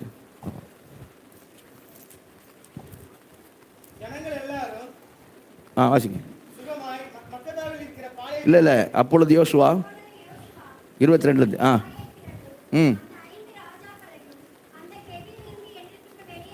அந்த 5 ராஜாக்களையும் பிடிச்ச 5 ராஜாக்களை வெளியே கொண்டு வாங்க. 5 பேரும் பிடிச்சிட்டாங்க, வெளியே கொண்டு வார்கள் என்றான். அப்படியே செய்து சரி 5 பேரையும் என்ன பண்ணாங்க? 5 ராஜாக்களையும் வெளியே கொண்டு வந்தார்கள். 23ஆம் வசனத்தில் பார்க்குறோம். 24 வாசிங்க. 24. அந்த 5 ராஜாவை யோசுவானிடத்தில் கொண்டு வந்த போது யோசுவா இஸ்ரவேல் மனிதரை எல்லாம் அழைப்பித்து தன்னோடு கூட வந்த யுத்த மனுஷரின் அதிபதிகளை நோக்கி, நீங்கள் கிட்ட வந்து உங்கள் கால்களை இந்த ராஜாக்களுடைய கழுத்துகளின் மேல் வையுங்கள் என்றான். அவர்கள் கிட்ட வந்து தங்கள் கால்களை அவர்கள் கழுத்துகள் மேல் வைத்தார்கள். அப்பொழுது யோசுவா அவர்களை நோக்கி, நீங்கள் பயப்படாமலும் கலங்காமலும் பலத்து திடமனதாயிருங்கள். நீங்கள் யுத்தம் பண்ணும் உங்கள் சத்துருக்களை எல்லாம் கர்த்தர் இப்படியே செய்வார் என்றான். ஹல்லேலூயா. யுத்த அதிபதிகளை கூப்பிட்டு அந்த 5 ராஜாக்களையும் போட்டு கீழே யுத்த அதிபதிகளை கூப்பிட்டு எங்க வாங்க சொல்லி யோசுவா சொல்றான், உங்கள் கால்களை எடுத்து அவர்கள் கழுத்தின் மேல் வையுங்கள். ஹல்லேலூயா. 5 ராஜாவை கீழே போட்டு அதிபதிகளை என்ன பண்றாங்க? இப்போ அவன் கழுத்து மேலே காலை வைக்கிறாங்க. அப்படின்னு அர்த்தம் எல்லாரும் எங்கள் பாதங்களுக்கு கீழே. இப்போ யோசுவா சொல்கிறான், பயப்படாமல் கலங்காமல் இருங்கள். உங்களோட யுத்தம் பண்ணுகிற எல்லா சத்துருகளுக்கும் தேவன் இப்படியே செய்வார். அல்லேலூயா. அன்னைக்கு அதிபதி யோசுவா சொல்லி அதிபதிக்கு காலத்துக்கு வச்சாங்க தெரியுமா? எல்லா சத்துருக்கள் பாதப்படி கீழேன்னு. அந்த மாதிரி தான் இன்றைக்கு எல்லா துறைத்தனத்துக்கும் அதிகாரத்துக்கும் வல்லமைக்கும் கர்த்தத்துவத்துக்கு மேல் மாத்திரமல்ல மறுமையில் பெயர் பெற்றிருக்கோம். எல்லா நாமத்திற்கு மேலாக அவர் உயர்ந்திருக்கத்தக்கதாக எல்லாவற்றையும் இயேசுடைய பாதங்களுக்கு பிதாவாகிய தேவன் கீழ்ப்படுத்தியிருக்கிறார். அல்லேலூயா. அல்லேலூயா. எல்லாவற்றையும் அவருடைய பாதங்களை பண்ணியிருக்கிறாரு, கீழ்ப்படுத்தியிருக்கிறார். அல்லேலூயா. அவரை மரித்தோர் வந்து எழுப்பி வாசிங்க. அதில் எபேசு 1ஆம் அதிகாரம், எபேசு 1ஆம் அதிகாரத்தில் 19ஆம் வசனத்தில் வாசிங்க. 19ஆம் வசனத்திலிருந்து, தாம் கிறிஸ்துவை மரித்தோரிலிருந்து எழுப்பி அவரிடத்தில் நடப்பித்த தமது பலத்த சத்துவத்தின் வல்லமைப்படியே விசுவாசிக்கிறவர்களாகிய நம்மிடத்திலே காண்பிக்கும் தம்முடைய வல்லமையின் மகா மேன்மையான மகத்துவம் இன்னதென்றும் நீங்கள் அறியும்படிக்கு அவர் உங்களுக்கு பிரகாசமுள்ள மனக்கண்களை கொடுக்க வேண்டுமென்றும் வேண்டிக் கொள்கிறேன். எல்லா துரைத்தனத்துக்கும் அதிகாரத்துக்கும் வல்லமைக்கும் கர்த்தத்துவத்துக்கும் இம்மையில் மாத்திரமல்ல மறுமையிலும் பேர் பெற்றிருக்கும் எல்லா நாமத்துக்கும் மேலாய் அவர் உயர்ந்திருக்கத்தக்கதாக அவரை உன்னதங்களில் தம்முடைய வலது பார்சத்தில் உட்காரும்படி செய்து எல்லாவற்றையும் அவருடைய பாதங்களுக்கு கீழ்ப்படுத்தி அல்லேலூயா. இத பழைய ஏற்பாட்டு தீர்க்கதரிசி தானியேல் தரிசனமாய் பார்த்தான். இந்த காரியத்தை தரிசனமாய் பார்க்கிறான். பழைய ஏற்பாட்டு தீர்க்கதரிசி தானியேல் புத்தகத்தில் 7ஆம் அதிகாரத்தில் வாசிங்க. தானியேல் புத்தகம் 7ஆம் அதிகாரம் 13-14 வசனங்கள் வாசிங்க. தானியேல் புத்தகம் 7ஆம் அதிகாரம் 13-14 வசனங்கள். ரா தரிசனங்களிலே நான் பார்த்து கொண்டிருக்கையில் இதோ மனுஷகுமாரனுடைய சாயலான ஒருவர் வானத்து மேகங்களுடனே வந்தார். மனுஷகுமாரனாய் சாயலான ஒருவர் இயேசு கிறிஸ்து. அல்லேலூயா, அல்லேலூயா, அல்லேலூயா. அல்லேலூயா. பிதாவினிடத்திலே வந்தார். வாசிங்க. அவர் நீண்ட ஆயுசுள்ளவர் இடமட்டும் வந்து, நீண்ட ஆயுசுள்ளவர் பிதாவினிடத்திலே வந்தார். அல்லேலூயா. வந்து அவர் சமீபத்தில் கொண்டு வரப்பட்டார். ஆ, சகல ஜனங்களும் ஜாதியாரும் பாஷைக்காரரும் அவரையே சேவிக்கும்படி அவரையே சேவிக்கும்படி அவருக்கு கர்த்தத்துவமும் அந்த மகிமையும் மனுஷகுமாரனுக்கு கர்த்தத்துவமும் மகிமையும் ராஜரிகமும் கொடுக்கப்பட்டது. அவருடைய கர்த்தத்துவம் நீங்காத நித்திய கர்த்தத்துவமும் அவருடைய ராஜ்யம் அழியாததுமாயிருக்கும். அல்லேலூயா, அல்லேலூயா. அல்லேலூயா. அப்பதான் பவுல் அங்க எபேசு சபைக்கு சொல்றாரு, சபையே நீ பயப்படாத. அல்லேலூயா. நீ ஆராதிக்கிற இயேசு கிறிஸ்து பெரியவர். அல்லேலூயா. எல்லா துரைத்தனங்களுக்கும் அதிகாரங்களுக்கும் வல்லமைகளுக்கும் கர்த்தத்துவத்துக்கும் எல்லாவற்றுக்கும் மேலாக அவர் உயர்த்தப்பட்டிருக்கிறார். எல்லாவற்றையும் பிதாவாகிய தேவன் அவருடைய பாதங்களுக்கு கீழ்ப்படுத்தியிருக்கிறார். அல்லேலூயா. இப்போ கவனிங்க இன்ட்ரெஸ்டிங்கான ஒரு காரியம். ஆனால் பிசாசு இயேசு கிட்ட சொன்னா, சாத்தான் இயேசுவை சோதிக்கும் போது பேசுகிறான். என்ன சொன்னான் தெரியுமா? லூக்கா 5ஆம் அதிகாரம் 4ஆம் வசனம் 5ஆம் வசனம் வாசிங்க. லூக்கா 5ஆம் அதிகாரம் 4வது வசனம் 5ஆம் வசனம். அவர் போதகம் பண்ணி முடித்த பின்பு சீமோனை நோக்கி, லூக்கா 4ஆம் அதிகாரம். அவர் பிரதியுத்தரமாக, மனுஷன் அப்பத்தினாலே மாத்திரமல்ல தேவனுடைய ஒவ்வொரு வார்த்தையினாலும் பிழைப்பான் என்று எழுதியிருக்கிறது. 5:6 வாசிங்க. 5:6. பின்பு பிசாசு அவரை உயர்ந்த மலையின் மேல் கொண்டு போய் உலகத்தின் சகல ராஜ்யங்களையும் ஒரு நிமிஷத்திலே அவருக்கு காண்பித்து, இவைகள் எல்லாவற்றின் மேலுள்ள அதிகாரத்தையும் இவைகளின் மகிமையையும் உமக்கு தருவேன். இவைகள் எனக்கு ஒப்பு கொடுக்கப்பட்டிருக்கிறது. உலகத்தின் ராஜ்யங்களை காண்பித்து ராஜ்யங்களை காண்பித்து கவனிங்க. அவன் சொல்ற பிசாசு இயேசு சொல்ற வார்த்தை கவனிங்க. இவைகள் எனக்கு ஒப்பு கொடுக்கப்பட்டிருக்கு. இவைகள் எனக்கு ஒப்பு கொடுக்கப்பட்டிருக்கிறது. எனக்கு இஷ்டமான இவைகளை கொடுக்கிறேன். இவைகள் எல்லாம் யார்கிட்ட இருக்குதுன்றான்? சொல்லுங்க, யார்கிட்ட இருக்குங்கிறான்? என்கிட்ட இருக்குது. எனக்கு ஒப்பு கொடுக்கப்பட்டிருக்குதுன்னா அவன் பொய்யனும் பொய்க்கு விதாமா இருக்கிறான். ஒப்பு கொடுக்கப்படலை, தட்டி பறிச்சுக்கிட்டான், ஏமாற்றி வாங்கிட்டான். ஏமாற்றி மனுஷங்கிட்ட இருந்து ஆதாமிட்ட இருந்து எல்லாத்தையும் வாங்கிட்டான். ஆனால் என்ன சொல்கிறேன்? எனக்கு எல்லாம் ஒப்பு கொடுக்கப்பட்டிருக்கிறது அப்படிங்கிறான். இப்போ இயேசு என்ன சொன்னார்? மரித்த ஆண்டவர் மரித்து நமக்காக நம்முடைய பாவங்களுக்காக மரித்து நம்முடைய பாவத்துக்கு நம்ம பரிகாரம் ஒன்றும் செய்ய தேவையில்லை, எல்லாவற்றையும் இயேசு செய்து முடித்து விட்டார். அல்லேலூயா. அவன் நம்முடைய பாவங்களுக்காய் மரித்து உயிர்த்தெழுந்த ஆண்டவர் சொன்ன வார்த்தை என்ன? மத்திய 28ஆம் அதிகாரத்தில் 18ஆம் வசனம் என்ன சொன்னார் ஆண்டவர்? மத்திய 28:18 என்ன சொன்னார்? அப்பொழுது இயேசு சமீபத்தில் வந்து அவர்களை நோக்கி, வானத்திலும் பூமியிலும் சகல அதிகாரமும் எனக்கு கொடுக்கப்பட்டிருக்கிறது. அல்லேலூயா. நீங்க யாருமே அல்லேலூயா சொல்ல மாட்டீங்க. அது இதே உங்களுக்கு தோண மாட்டேங்குது. கவனிங்க. இயேசு உயிர்த்தெழுந்த ஆண்டவர் சொல்றார், வானத்தையும் பூமியிலும் சகல அதிகாரமும் எனக்கு கொடுக்கப்பட்டிருக்கிறது. அல்லேலூயா. இப்ப கவனிங்க, யார் சொல்றது உண்மை? பிசாசு சொல்றான் சகலமும் எனக்கு ஒப்பு கொடுக்கப்பட்டிருக்கிறது அப்படிங்கிறான். இயேசு சொல்றாரு வானத்தில் பூமியில சகல அதிகாரமும் எனக்கு கொடுக்கப்பட்டிருக்கிறது. அல்லேலூயா. இவன் எனக்கு ஒப்பு கொடுக்கப்பட்டிருக்கிறான். இயேசு சொல்றாரு எனக்கு கொடுக்கப்பட்டிருக்குது. யார் சொல்றது உண்மை? நமக்கு நல்லா தெரியும், இயேசு தான் இல்லையா? இவன் பொய்யனும் பொய்க்கு பிதாமா இருக்கிறான். அவர் எவ்வளவேனும் பொய் உரையாத தேவன். நல்ல கரங்க தெல்லையே சொல்லுவோமா? அல்லேலூயா. ஆனாலும் ஆனாலும் நமக்கு ஒரு ஆதாரம் வேணுமே. ஏசு சொல்றதுதான் மெய், நமக்கு தெரியும். இருந்தாலும் இவனும் எனக்கு ஒப்பு கொடுக்கப்பட்டிருக்குன்றான். அவர் எனக்கு கொடுக்கப்பட்டிருக்குங்கிறாரு. சரியா? சகல அதிகாரம் என்கிட்ட இருக்குன்றார். எப்படி அப்படின்னா நமக்கு தெரியும் சத்தியம் என்னன்னு. ஏசு கிறிஸ்து நம்முடைய பாவங்களுக்காய் மரித்து, சரியா, மரணத்தையும் பிசாசையும் எல்லாவற்றையும் ஜெயித்து எல்லா திறவுகளையும் உடையவராக அவர் இருக்கிறார். நல்ல கரங்க தலையில சொல்லுவோமா? மரித்தேன் ஆனால் சதா காலமும் உயிரோடு இருக்கிறேன். இதோ பாதாளத்தின் மரண எல்லா திறவுகளும் உடையவனாக இருக்கிறேன். அல்லேலூயா. எல்லாத்தையும் இயேசு என்ன பண்ணிட்டாரு? எல்லா வல்லமைகளையும் வெளியரங்க கோலமாக்கி எல்லா வல்லமை உறிந்து கொண்டு எல்லாவற்றின் மேல் வெற்றி சிறந்தார். அல்லேலூயா. ஆதாரம் என்ன? யாரு? இயேசு சொல்றதுதான் சத்தியம். வானத்தின் சகல அதிகாரம் இயேசு கொடுக்கப்பட்டிருக்கிறதுக்கு ஆதாரம் என்னங்க? ஆதாரம் எங்க இருக்குது அப்படின்னு கேட்டீங்கன்னா, அங்கேயே பவுல் எபேசு சபையிலே இதை சொல்லிட்டு உடனே ஆதாரம் தான் சொல்றாரு. எபேசு சபை கிட்ட பிதாவின் வல்லமை குறித்து பேசுகிறார், தேவ வல்லமையின் மகத்துவத்தை குறித்து பேசுகிறார். இயேசுவை மரித்தோரிலிருந்து எழுப்பி தாம் இயேசுவிடத்தில் காண்பித்த வல்லமை என்ன? கிறிஸ்துவை தாம் மரித்தோழ்ந்து எழுப்பி அவரிடத்தில் காண்பித்த தமது வளர்த்த சத்துவத்தின் வல்லமையின்படியே அப்படின்னு பேசுறாரு. எல்லா துறைத்ததுக்கு அதிகாரத்துக்கு வல்லமைக்கும் வல்லமைக்கு கத்தத்துவத்துக்கு மேல் மாத்திரம் மறுமையில் பேர் பெற்றிருக்க எல்லா நாமத்திற்கு மேலாக அவரை உயர்த்திருக்கிறார். எல்லாவற்றையும் அவர் பாதங்களுக்கு கீழ்ப்படுத்தியிருக்கிறார். ஆதாரம் என்ன அப்படின்னு சொன்னா, உடனே அடுத்த அதிகாரத்தை ஆதாரம் பேசுறாரு. அக்கிரமங்களினாலும் பாவங்களினாலும் மரித்தோராய் இருந்த உங்களை உயிர்ப்பித்தார். அல்லேலூயா.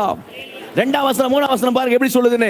அக்காலத்திலே நம்ம என்ன பண்ணிருந்தோம்? அவைகளை நாங்கள் முற்காலத்திலே உலக வழக்கத்துக்கு ஏற்றபடியாகவும் கீழ்ப்படியாமல் பிள்ளைகளிடத்தில் இப்போது கிரியை செய்கிற ஆகாயத்து அதிகார பிரபுவாகிய ஆவிக்கேற்றபடியாகவும் என்ன பண்ணீங்க? நடந்து கொண்டீர்கள். நம்மள தான் சொல்லுது. நம்ம தான் ப்ரூஃப். முன்னாடி ரட்சிக்கப்படுறதுக்கு முன்னாடி நம்ம என்ன செய்து கொண்டிருந்தோம் அப்படின்னு சொன்னா, அந்த முற்காலத்தில் இயேசு அறிவித்து முன்னாடி ஞானஸ்நானம் முழுகி ஞானஸ்நானம் எடுக்க ரட்சிக்கப்படுறதுக்கு முன்னாடி ரட்சிக்கப்பட்டு முழுகி ஞானஸ்நானம் எடுக்கிறதுக்கு முன்னாடி முற்காலத்தில் நாம இது உலக வழக்கத்திற்கு ஏற்றபடியாக இப்போது கீழ்ப்படியாத பிள்ளைகளிடத்தில் கிரியை செய்கிற ஆகாயத்து அதிகார பிரபு பிசாசனுடைய காரியத்தின்படி தான் நாம் என்ன செய்தோம்? நாம் நடந்து கொண்டு வந்தோம். அடுத்த வருஷம் சொல்வார், அவைகளை நாம முற்காலத்தில் நம்ம மாம்சம் மனசு விரும்பிகளை செய்து சுபாவத்தினாலே மற்றவர்களை போல நாம கோப ஆக்கினையின் பிள்ளைகளாக இருந்தோம். கீழ்ப்படியாவின் பிள்ளைகளாக இருந்தோம். கோபாக்கினை பிள்ளைகள் அப்படின்னா தேவனுடைய கோபம் நம்ம மேல் வரக்கூடிய அந்த கோபத்தை பெற்றுக்கொள்ளக்கூடிய பிள்ளைகளாய் நாம் இருந்தோம். ஆனா தேவனோ இரக்கத்தில் ஐஸ்வர்யம் உள்ளவராய் தம்மை அன்பு கொண்டு நம்முடைய மிகுந்த அன்பினாலே அக்கிரமங்களில் மரித்தலாய் இருந்த நம்மை கிறிஸ்துவோடு கூட உயிர்ப்பித்தார். நல்ல கரங்கத்திலே சொல்லுவோமா? அல்லேலூயா. வானத்திலும் பூமியிலும் சகல அதிகாரம் இயேசுவுக்கு கொடுக்கப்பட்டிருக்கிறது. யார் சாட்சி தெரியுமா? நீங்களும் நானும் சாட்சி. பாவங்களில் இருந்து, பாவத்தின் வல்லமையில் இருந்து இயேசு நம்மை உயிர்ப்பித்திருக்கிறார். இயேசுவை மரித்தோரை எழுப்பின தேவன் நம்மை உயிர்ப்பித்திருக்கிறார். கிறிஸ்துவோடு கூட நாம் உயிர்ப்பிக்கப்பட்டிருக்கிறோம். அல்லேலூயா. அதான பவுல் அங்க எபேசு சபைக்கு சொல்றாரு. ஆவியானவர் இன்றைக்கு நமக்கு சொல்றாரு. பவுல் இன்னைக்கு எபேசு சபைக்கு சொன்னாரு, நீங்க தான் ஆதாரம். அவருக்கு சகல அதிகாரம் கொடுக்கப்பட்டிருக்கிறதுக்கு யார் ஆதாரம்? நீங்கள் தான் ஆதாரம். ஏன்னா முன்னே நீங்கள் இப்படி தான் இருந்தீங்க. கீழ்ப்படியாவின் பிள்ளைகளாக இருந்தீங்க. முன்னே கோபாக்கின் பிள்ளைகளாக இருந்தீங்க. முன்னே நீங்கள் அவனுடைய இச்சைக்கேற்றபடி நடந்தவங்களாக இருந்தீங்க. முன்னே நீங்கள் மாம்சம் மனசு விரும்பிகளை செய்து கொண்டு வந்தீங்க. ஆனால் இப்போ என்ன? இப்போ அப்படி இருந்த உங்களை தேவன் கிறிஸ்துவோடு கூட உயிர்ப்பித்திருக்கிறார். அல்லேலூயா, அல்லேலூயா. அந்த வல்லமை தான் இன்னைக்கு நம்ம இடத்துல கிரியை செய்கிறது. அல்லேலூயா. அதுதான் பவுல் சொல்றார், தாம் கிறிஸ்துவை மரித்தோர் எழுப்பி எல்லா துறைத்தனத்துக்கும் அதிகாரத்துக்கும் வல்லமைக்கும் கர்த்தத்துவம் இமையில் மாத்திரமல்ல மறுமையில் பெயர் பெற்ற எல்லா நாமத்துக்கு மேலாக அவர் உயர்ந்திருக்கத்தக்கதாக அவரை உன்னதங்களை அவர் தமது வலது பார்சல் உட்காரும்படி செய்து எல்லாவற்றையும் பாதங்கள் கீழ்ப்படுத்தின அந்த வல்லமையின்படியே விசுவாசிகளாக இருக்கிற நம்மிடத்தில் காண்பிக்கும் அந்த வல்லமையின் மேன்மையான மகத்துவம் என்றது நீங்கள் அறியும்படிக்கு. அல்லேலூயா. அந்த வல்லமை, அந்த தேவ வல்லமை தான் இன்றைக்கு நமக்குள்ள விசுவாசிகள் நமக்குள்ள கிரியை செய்து கொண்டு இருக்கிறது. அல்லேலூயா. அப்படின்னா நம்ம என்ன செய்ய தேவையில்ல? எதை குறித்தும் கலங்க தேவையில்லை. ஏன்னா எல்லாவற்றுக்கும் மேலே இயேசு இருக்கிறார். அல்லேலூயா. என்ன உலகத்தில் என்ன வேணா சொல்லு, துரைத்தனமா, அதிகாரமா, வல்லமையா, சரியா, கர்த்தத்துவமா, எல்லாம் எதானாலும் சரி, எல்லாம் இன்னைக்கு நம்ம ஆண்டவர் இயேசுனுடைய பாதத்துக்கு கீழே. அல்லேலூயா. சபையே நீ கலங்காதே, சபையே நீ பயப்படாதே. அதுதான் சொல்ல வர்றாரு. எல்லாம் உனக்கு பிரகாசம் மனக்கண் இருந்தால் போதும். நீ உன் பிரச்சனையை பெருசா பார்க்கிற, உன் பாட பெருசா பார்க்கிற, உனக்கு இருக்கிற தேவையை பெருசா பார்க்கிற. உன் பிரச்சனையை பார்க்கிறோம், பாட்டை பார்க்கிறோம், உன்னுடைய தேவையை பார்க்கிறோம். உன் இயேசு பெரியவர். அல்லேலூயா. எல்லா அவர் பாதத்துக்கு கீழே. அல்லேலூயா. அவரை மீறி ஒன்றும் உனக்கு ஒன்றும் நடக்காது. அல்லேலூயா. அதனால் நிம்மதியாக நீ காலைல 6 மணி சர்வீஸில் வந்து தூங்கு. அப்படியா சொல்கிறார். சிலர் அப்படி தான் இருக்காங்க போல இருக்கு. சரியா? எல்லாம் இயேசு பாதத்துக்கு கீழே, நானும் அவருடைய பாதப்படியிலே, நான் அவருடைய பாதப்படியிலே. சரியா? நிம்மதியாய் தூங்குகிறேன். பெர்கூஸ் ஒரு பாட்டு ஒன்று வந்திருக்குன்னு நினைக்கிறேன் இல்லையா? தூங்குகிறேன் நிம்மதியாக. ஆமாம், ஒரு பாட்டு இப்படி இருக்குது, தூங்குவேன் நிம்மதியாக தூங்குவேன், அப்படி ஒரு பாட்டு இருக்குன்னு நினைக்கிறேன். சனிக்கிழமை நைட்டு கேட்டு வரீங்களான்னு தெரியல எனக்கு. சரியா? சோத்திரம். எல்லாவற்றையும் இயேசுவின் பாதத்துக்கு கீழே. அல்லேலூயா. இயேசு சகலவற்றின் மேலே. அல்லேலூயா. இயேசு சகலவற்றுக்கு மேலே. அல்லேலூயா. அப்படிதான் ஆண்டவராக இயேசுவை தேவன் உயர்த்தப்பட்டிருக்கிறார். இயேசு, அந்த உயர்த்தப்பட்டிருக்கிற இயேசு அந்த அவரிடத்தில் காண்பித்த அதே வல்லமை தான் தேவன் இன்றைக்கு நம்மிடத்தில் காண்பித்திருக்கிறார். அல்லேலூயா. 2வது காரியம் என்ன? உன்னதத்தில் இருக்கிறார். அல்லேலூயா. வசந்த வாசிங்க. எபேசியர் 1 19 22 வசனம் வாசிங்க. தாம் கிறிஸ்துவை மரித்தோரிலிருந்து எழுப்பி அவரிடத்தில் நடப்பித்த தமது பலத்த சத்துவத்தின் வல்லமைப்படியே விசுவாசிக்கிறவர்களாகிய நம்மிடத்திலே காண்பிக்கும் தம்முடைய வல்லமையின் மகா மேன்மையான மகத்துவம் இன்னதென்றும் நீங்கள் அறியும்படிக்கு அவர் உங்களுக்கு பிரகாசமுள்ள மனக்கண்களை கொடுக்க வேண்டும் என்றும் வேண்டிக் கொள்கிறேன். எல்லா துரைத்தனத்துக்கும் அதிகாரத்துக்கும் வல்லமைக்கும் கர்த்தத்துவத்துக்கும் இம்மையில் மாத்திரமல்ல மறுமையிலும் பெயர் பெற்றிருக்கும் எல்லா நாமத்துக்கும் மேலாய் அவர் உயர்ந்திருக்கத்தக்கதாக அவரை உன்னதங்களில் தம்முடைய வலது பார்சத்தில் உட்காரும்படி செய்து. போதும். உன்னதங்களிலே தமது வலது பார்சத்தில் உட்காரும்படி செய்து. அல்லேலூயா. உன்னதங்களிலே அவரை தமது வலது பார்சத்தில் உட்காரும்படி செய்து. கவனிங்களே, ரைட் ஹேண்ட் வலது பார்ஸ்.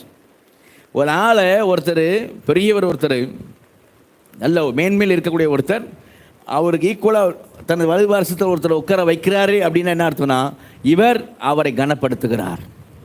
அல்லேலூயா. வலது பார்சத்தை உட்கார வைக்கிறார்னு அர்த்தம்னா இஸ் ஆனரிங் ஹிம், அவரை கனப்படுத்துகிறார். எல்லா கனத்தையும் அதிகாரத்தையும் மகிமையும் அவருக்கு கொடுக்கிறார். அல்லேலூயா. அதுதான் ரைட் ஹேண்டில் உட்கார்றதான காரியம். சரியா? எல்லாவற்றையும் அவருக்கு கீழ்ப்படுத்துகிறார் என்ற அர்த்தம். இங்கே பவுல் மட்டும் இதை பேசல, புதிய ஏற்பாடு பக்கங்கள் எல்லாம் இதை குறித்து நமக்கு பேசுகிறது. உதாரணத்துக்கு ஒரு வசனம் நீங்கள் வாசிங்க. 1 பேதுரு 3 22 வசனம் வாசிங்க. 1 பேதுரு 3 22 வசனம். அவர் பரலோகத்திற்கு போய் தேவனுடைய வலது பார்சத்தில் இருக்கிறார்.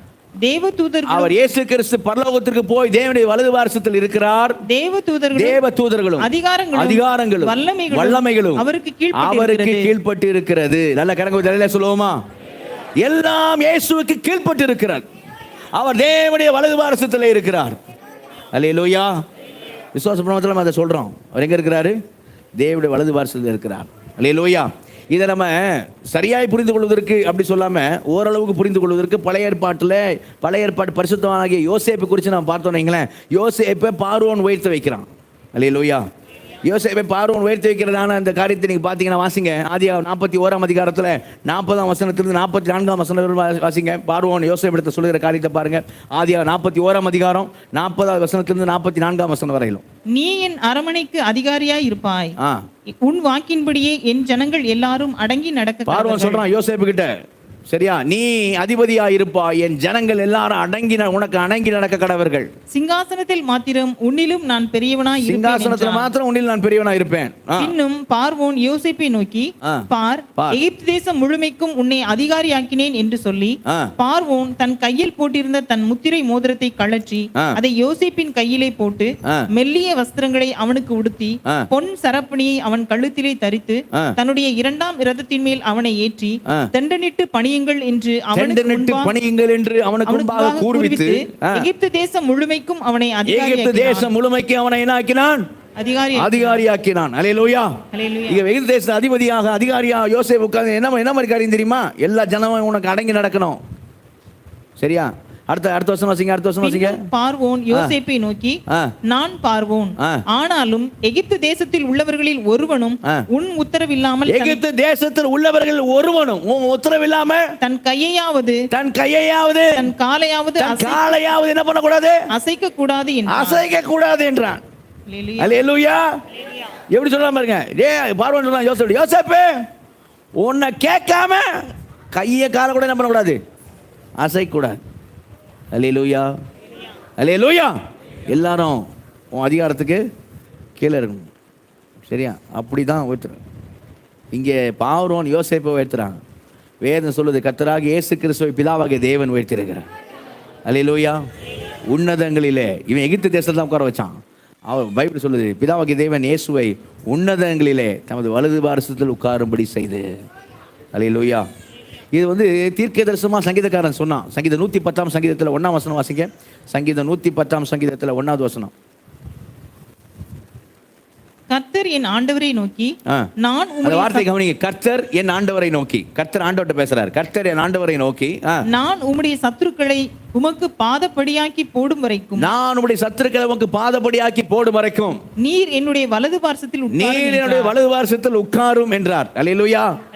கர்த்தர் என் ஆண்டவரை நோக்கி சொன்னார், உம்முடைய சத்துருக்களை எல்லாம் உமக்கு பாதபடியாக்கி போடும் வரைக்கும் நீர் என் வலது பார்சத்திலே உட்காரும் என்றார். அல்லேலூயா. இது தீர்க்கதரிசனமாக இயேசு குறித்து சொல்லப்பட்ட ஒரு காரியம். கவனி. நம்ம ஒரு வசனம் வாசிச்சோம் எபிரேயர் 2:9.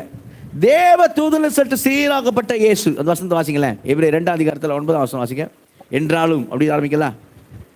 எபிரேயர் 2:9. என்றாலும் தேவனுடைய கிருபையினால் ஒவ்வொருவருக்காகவும் மரணத்தை ருசி பார்க்கும்படிக்கு தேவ தூதரிலும் சற்று சிறியவராக்கப்பட்டிருந்த இயேசு. போதும் கவனிங்க. தேவ தூதரில் கொஞ்சம் நிமிர்ந்து பாருங்க.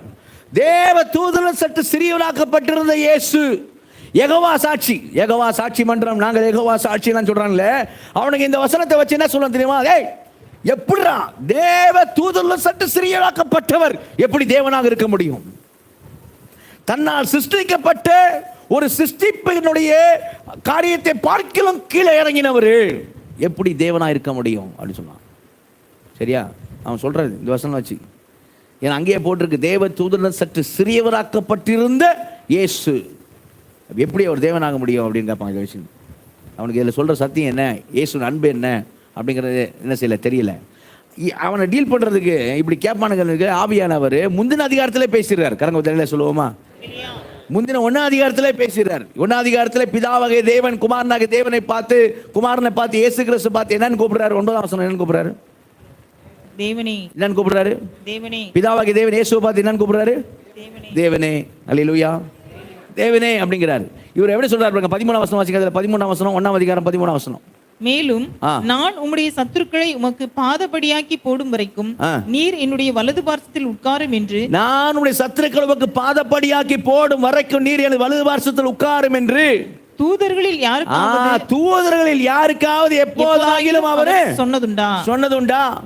இயேசு தூதர்னு சொல்லிட்டீனா, தூதர்ல யாருக்காவது எப்போதாகிலும் சொன்னதுண்டா? கிடையாது.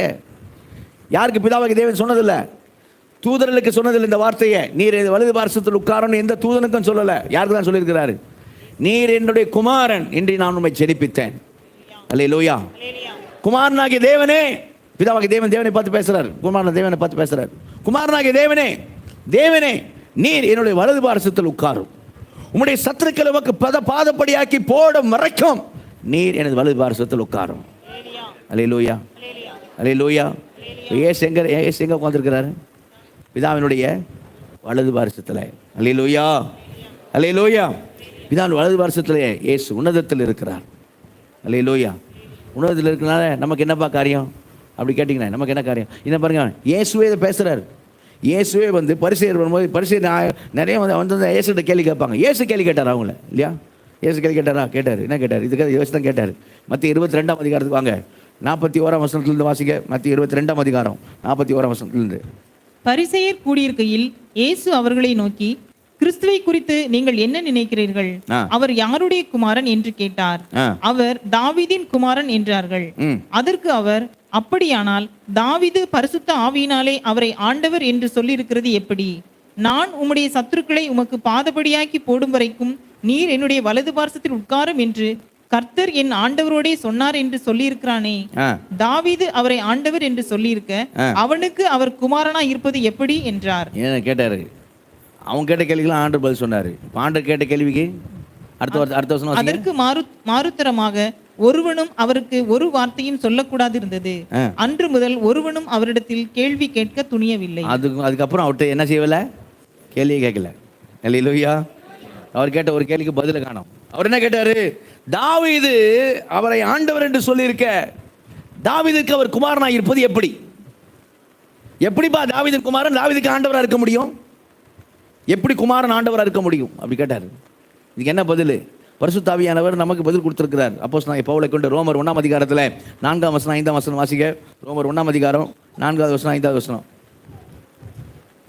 இயேசு கிறிஸ்துவை குறித்து தேவன் தம்முடைய தீர்க்கதரிசிகள் மூலமாய் பரிசுத்த வேதாகமங்களில் முன்னே தம்முடைய சுவிசேஷத்தை பற்றி வாக்குத்தத்தம் பண்ணினபடி கர்த்தராகிய இயேசு கிறிஸ்துவானவர் மாம்சத்தின்படி தாவீதின் சந்ததியில் மாம்சத்தின்படி தாவீதின் குமாரன், மாம்சத்தின்படி தாவீதின் சந்ததியில் பிறந்தவரும் பரிசுத்த ஆவியின்படி தேவனுடைய சுதன் என்று மரித்தோரிலிருந்து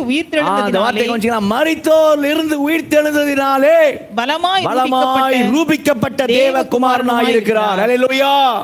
பலமாய் ரூபிக்கப்பட்ட, நிரூபிக்கப்பட்ட. அல்லேலூயா. ஸ்ட்ராங் ப்ரூஃப் எது? இயேசு கிறிஸ்து தேவகுமாரன் அப்படிங்கிறது ஸ்ட்ராங் ப்ரூஃப் என்னையா? தேவன் அவரை மரித்தோரிலிருந்து எழுப்பினார். அல்லேலூயா. தேவன் அவரை மரித்தோரில் எழுப்பி இப்போ இயேசு கிறிஸ்து எங்க இருக்கிறார்? பிதாவினுடைய வலது பார்சத்தில் வீற்றிருக்கிறார். அல்லேலூயா. அதான் ஸ்ட்ராங் ப்ரூஃப். அப்போ உன்னதங்களே அவரை தமது வலது பார்சத்தில் உட்காரும்படி செய்து அப்படின்னு வாசிக்கிறோம். உன்னதங்களில் அவரை தமது வலது பார்சத்தில் உட்காரும்படி செய்து எல்லாவற்றையும் அவருடைய பாதங்களுக்கு கீழ்ப்படுத்தி. எல்லாம் இயேசுடைய பாதத்துக்கு.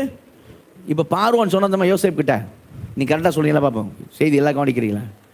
பார்வோன் வந்து எல்லாவற்றையும் யோசேப்புக்கு கீழ்ப்படுத்தினான், ஒரு காரியத்தை தவிர. எதை எதை? உன்னை தவிர அவன் எல்லாவற்றையும், நம்ம படிக்கும் போது படித்தோம், உன்னை தவிர நான் எல்லாவற்றையும் உனக்கு கீழ்ப்படுத்துறேன்னு சொல்லிட்டான். எதை தவிர? என்ன தவிர. அவன் பார்வன் சொன்னா என்ன தவிர எல்லாவற்றையும் உன் பாதத்துக்கு கீழ்ப்படு. ஹலோ கேளுங்க, என்னை தவிர. என்ன திடீர்னு பாஸ் இப்படி கத்துனீங்க? முக்கியமாக சொல்லும் போது கவனிக்காம சொர்க்கத்துக்கு போகக்கூடாது இப்பவுமே. சோத்திரம், சரியா? என்னை தவிர எல்லாவற்றையும் என்ன பண்ணுறோம்? உன் பாதத்துக்கு கீழ்ப்படுத்துகிறேன். இப்போ பிதாவாகிய தேவன் எல்லா சகலத்தையும் யார் கீழ்ப்படுத்தினார்? இயேசுவுக்கு. அப்போ யார் ஆனால் யார் கீழ்பட்டிருக்குல்ல சொல்லுங்க, யாரு? பிதா கீழ்பட்டிருக்காருன்றீங்களா? 1 Corinthians 15:27 வாசிங்க. 1 Corinthians 15:27. பைபிள் எவ்வளவு அழகாக கொடுத்துருக்கு தெரியுமா? வாசிங்க. சகலத்தையும் அவருடைய பாதத்திற்கு கீழ்ப்படுத்தினார். சகலத்தையும் அவருடைய இயேசுவின் பாதத்துக்கு கீழ்ப்படுத்தினாரே. ஆகிலும் சகலமும் அவருக்கு கீழ்ப்படுத்தப்பட்டது என்று சொல்லி இருக்கும் போது சகலத்தையும் அவருக்கு கீழ்ப்படுத்தினவர் கீழ்ப்படுத்தப்படவில்லை என்று வெளியரங்கமாய் இருக்கிறது. நல்ல கரமத்தை அல்லேலூயா சொல்லுங்கப்பா. அட போங்கப்பா, உங்களை என்ன பண்றதே தெரியல. அல்லேலூயா. எவ்வளவு ரொம்ப அழகா தெரியுமா? இதை பார்த்தாலே அப்படி கண்ணீர் வந்துடும். அங்கே பார்வன் சொல்றான், எல்லாம் யோசேப்பு உனக்கு கீழே, என்ன தவிர. அல்லேலூயா. பிதா வந்து எல்லாத்தையும் இயேசு கீழ்படுத்துறாரு, ஆனா பிதா தவிர. அல்லேலூயா. இப்போ நீங்க என்ன பண்ணக்கூடாதுன்னா, அப்போ பிதா தான் பெரிய தேவனோ அப்படி தான் தப்பா கணக்கு போட கூடாது. அல்லேலூயா. ஏன்னா மாம்சத்தில் யார் வெளிப்பட்டது? தேவன் மாம்சத்தில் வெளிப்பட்டார். அல்லேலூயா. 1 Timothy 3 என்ன சொல்லுது? தேவன் மாம்சத்தில் வெளிப்பட்டார். பிலிப்பியர் 2:6 என்ன சொல்லுது? பிலிப்பியர் 2:6 என்ன சொல்லுது? ஸ்கிரீன்ல வேணா போடுப்பா. பிலிப்பியர் 2:6 என்ன சொல்லுது?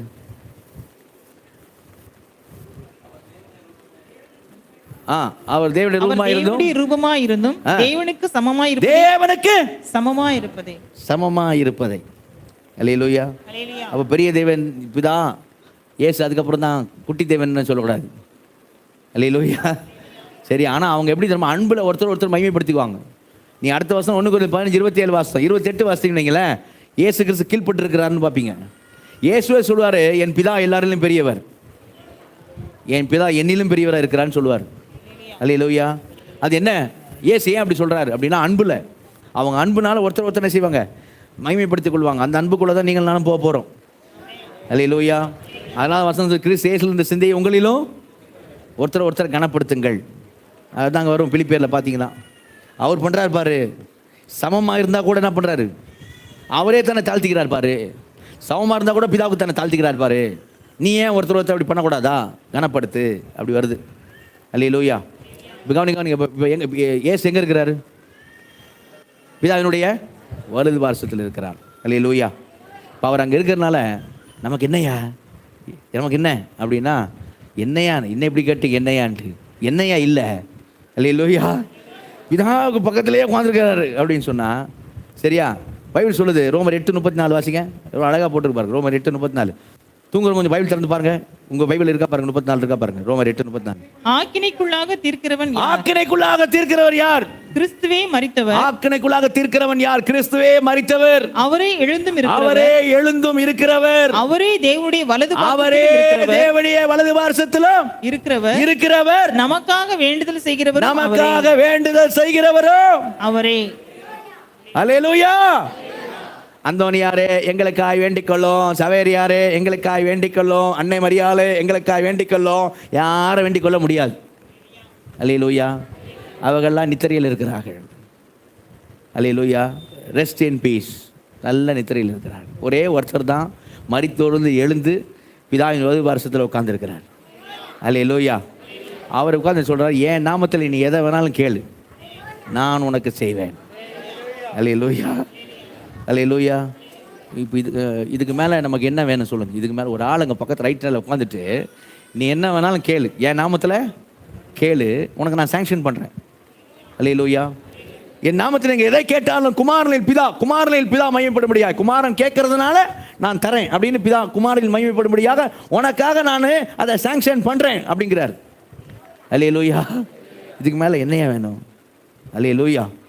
வலது பாரசத்தில் உட்காந்து நீ என் நாமத்தில் என்ன கேட்டாலும் நான் என்ன பண்ணுறேன், பிதாவே என் பிள்ளை கேட்குறாங்க அப்படின்னு சொன்னோன்னே ஓகே குமாரனே, உடனே சாங்ஷன் பண்ணுறாங்க.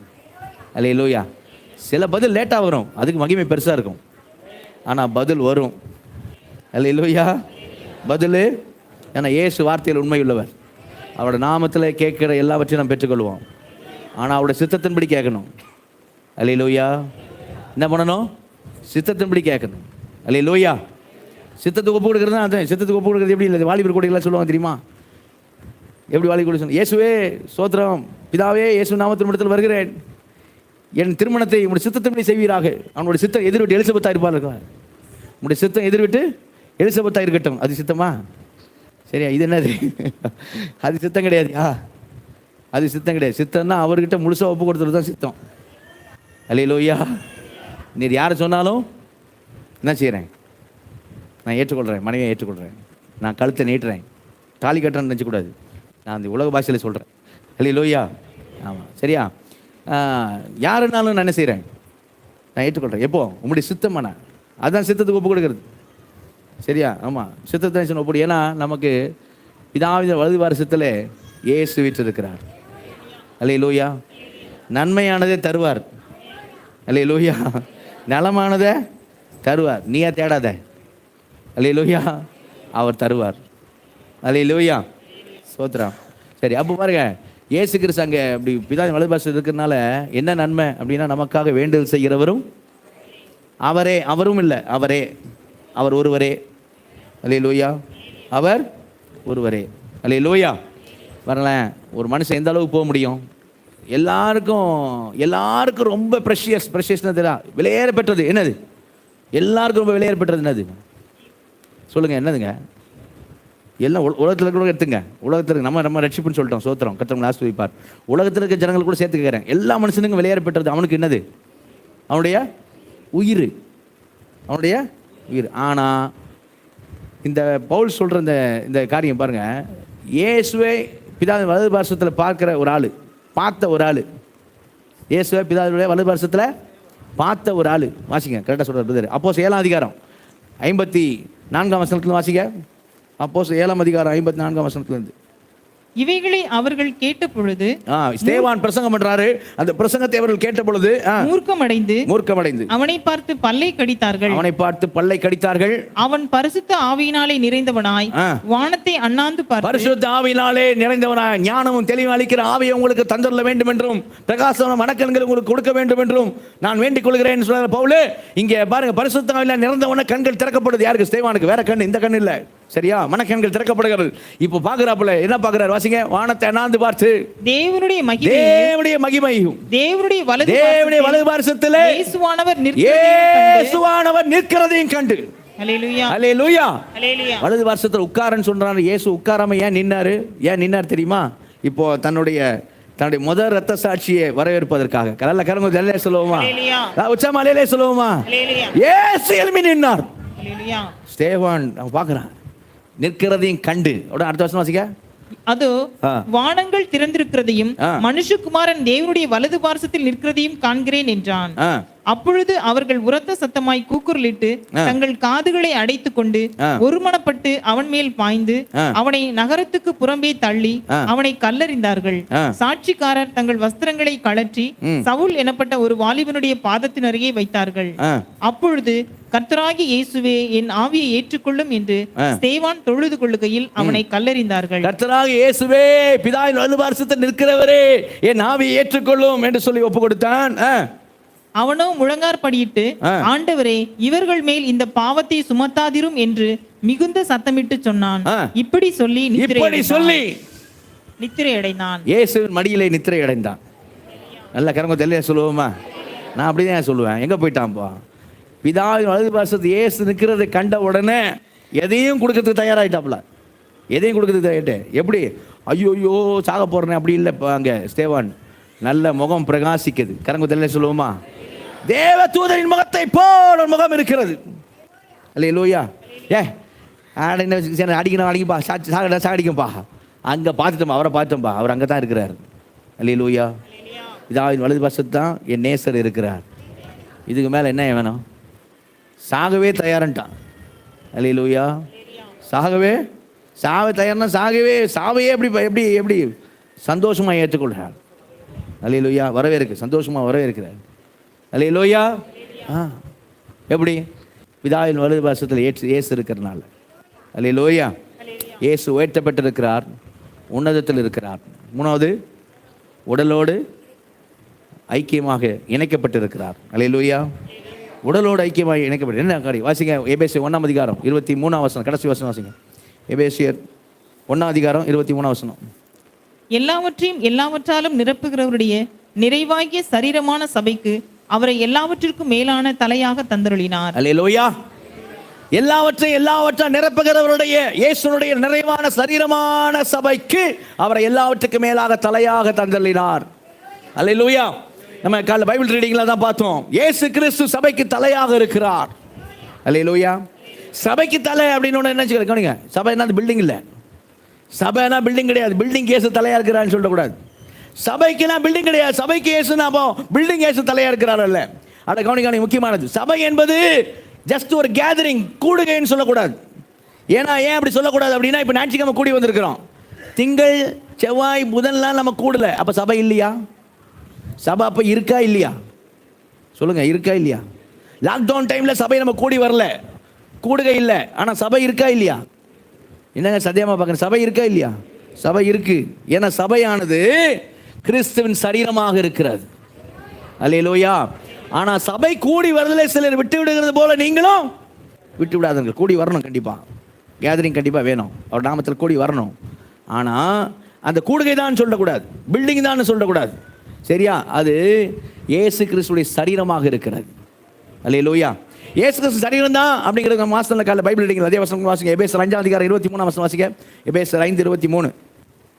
கிறிஸ்து சபைக்கு தலையா இருக்கிறது போல புருஷனும் மனைவிக்கு தலையா இருக்கிறான். அவரே சரீரத்திற்கும் இரட்சகராய். எந்த மாதிரி உறவுல சொல்லப்பட்டிருக்கு பாத்தீங்களா? கவனிங்க, எந்த மாதிரி உறவுல சொல்லப்பட்டிருக்குது? கணவன் மனைவி என்ற உறவுல சொல்லப்பட்டிருக்கு. அல்லேலூயா. கிறிஸ்து தலை புருஷன், சபை சரீரம் மனைவி. அல்லேலூயா. புருஷனும் மனைவி இணைந்திருக்கிறது போல் இயேசு சபையோடு இணைந்திருக்கிறார். அல்லேலூயா. ரோமர் 12ஆம் அதிகாரம் 5ஆம் வசனம் வாசிங்க. ரோமர் 12:5.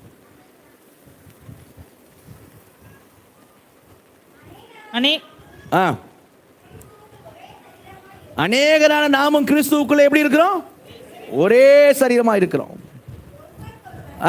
அவயங்களா இருக்கிறோம். அல்லேலூயா. புரியுதா? இங்க பாருங்க, அநேகராகி நாம கிறிஸ்துவுக்குள்ள எப்படி தான் இருக்கிறோம்? ஒரே சரீரமா இருக்கிறோம். சரிங்களா? நீங்க ஒருவேளை கட்ட வரல இருப்பீங்க, நான் ஒருவேளை சுண்டு வரல, ஆனா ஒரே சரீரத்தில் தான் இருக்கிறோம். அல்லேலூயா. எப்படி இந்த சரீரத்தில், இயேசு கிறிஸ்து சரீரத்தில் எப்படி நாம வந்தோம், எப்படி நாம இணைஞ்சோம்? 1 கொரிந்தியர் 12ஆம் அதிகாரம் 12-13 வசனம் வாசிங்க. 1 கொரிந்தியர் 12ஆம் அதிகாரம் 12-13 வசனங்கள். எப்படியெனில் சரீரம் ஒன்று, அதற்கு அவயவங்கள் அநேகம். ஒரே சரீரத்தின் அவயவங்கள் எல்லாம் அநேகமாயிருந்தும் சரீரம் ஒன்றாகவே இருக்கிறது.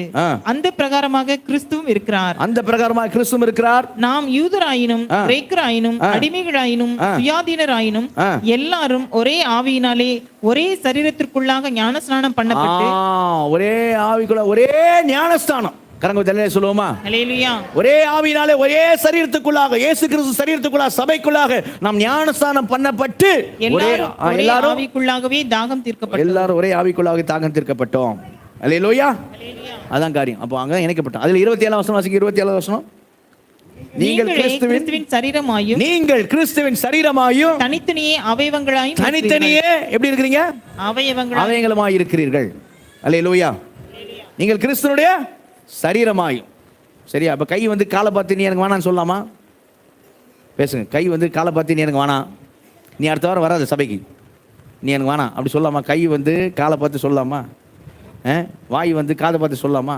அதெல்லாம் அங்கே டீல் பண்ணுவார் பவுல். கேட்பார், எல்லாம் சரீரம் முழுக்க கண்ணாக இருந்தால் எப்படி இருக்கும்? ஒரு மாதிரி இருக்கும்ல. சரீரம் முழுக்க கண்ணாக இருந்தால் எங்கடா பார்க்குறேன்னு நான் பார்க்க முடியாது, சரியா? அது ஒரு மாதிரி இருக்கும்.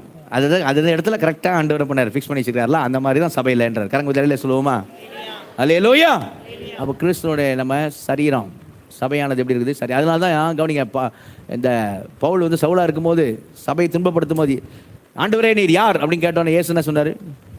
நீ துன்பப்படுத்துகிற இயேசு நானே. அல்லேலூயா. இயேசை யாராவது துன்பப்படுத்த முடியுமா? இயேசு சொன்னார், ஆமாம் நீ துன்பப்படுத்துகிற, ஏன்னா என் சரீரத்தை சபையை நீ துன்பப்படுத்துகிறது என்னை துன்பப்படுத்துகிறது. அல்லேலூயா. கவனிங்க, எல்லாவற்றையும் எல்லாவற்றால் நிரப்புகிறவருடைய நிறைவான சரீரமான சபைக்கு. கவனிங்க, எல்லாவற்றையும் எல்லாவற்றால நிரப்புகிறவர் இயேசு. அல்லேலூயா. ஏன் சொன்ன இயேசு ஆளுகையில் இருக்கிறார். கவனிங்க, முக்கியமானது, பூமி முழுவதையும் அவர் தன் ஆளுகையிலாம் நிரப்புகிறார். அல்லேலூயா. பூமி முழுவதையும் ஆளுகையிலாம் நிரப்புறது மாத்திரமல்ல, பூமி முழுவதிலையும் தன் சபையை வைத்து நிரப்புகிறார். அல்லேலூயா. சபை பூமி முழுவதும் செய்வார் இயேசு, நிரப்புவார். சரியா? அவன் நிரப்புவார். அதை நேபுகாத்நேச்சார் கண்ட கனவுல கூட அவன் கண்ட சிலையில கடைசியாக பார்த்தது ஒரு கல் உருண்டு வந்து, மனிதனால் பெயர்க்கப்படாத ஒரு கல் உருண்டு வந்து அந்த சிலையை மோதுகிறது அப்படின்னுவான். சரியா? அந்த கல் பெரிய பர்வதமாகி பூமியெல்லாம் நிரப்பிற்று. அல்லேலூயா. கவனிங்க, எல்லாவற்றையும் எல்லாவற்றால நிரப்புகிறவருடைய நிறைவான சரீரமான சபை. நம்ம சபை யார் நிரப்புறா? சொல்லுங்க, சபை யார் நிரப்புறா? இயேசு தான் நிரப்புகிறார். அல்லேலூயா. உங்களை என்னை கொண்டாந்து உள்ள வச்சாரு. யார் தான் கொண்டாந்து நிரப்பியிருக்கிறா? யார் நிரப்பியிருக்கிறா? இயேசு தான் பண்ணியிருக்கிறார். அல்லேலூயா. இன்னும் பண்ணுவார். அல்லேலூயா. இன்னும் பெருக செய்வார். பூமி எங்கும் பரம்ப செய்வார். அல்லேலூயா. இயேசு செய்வார்.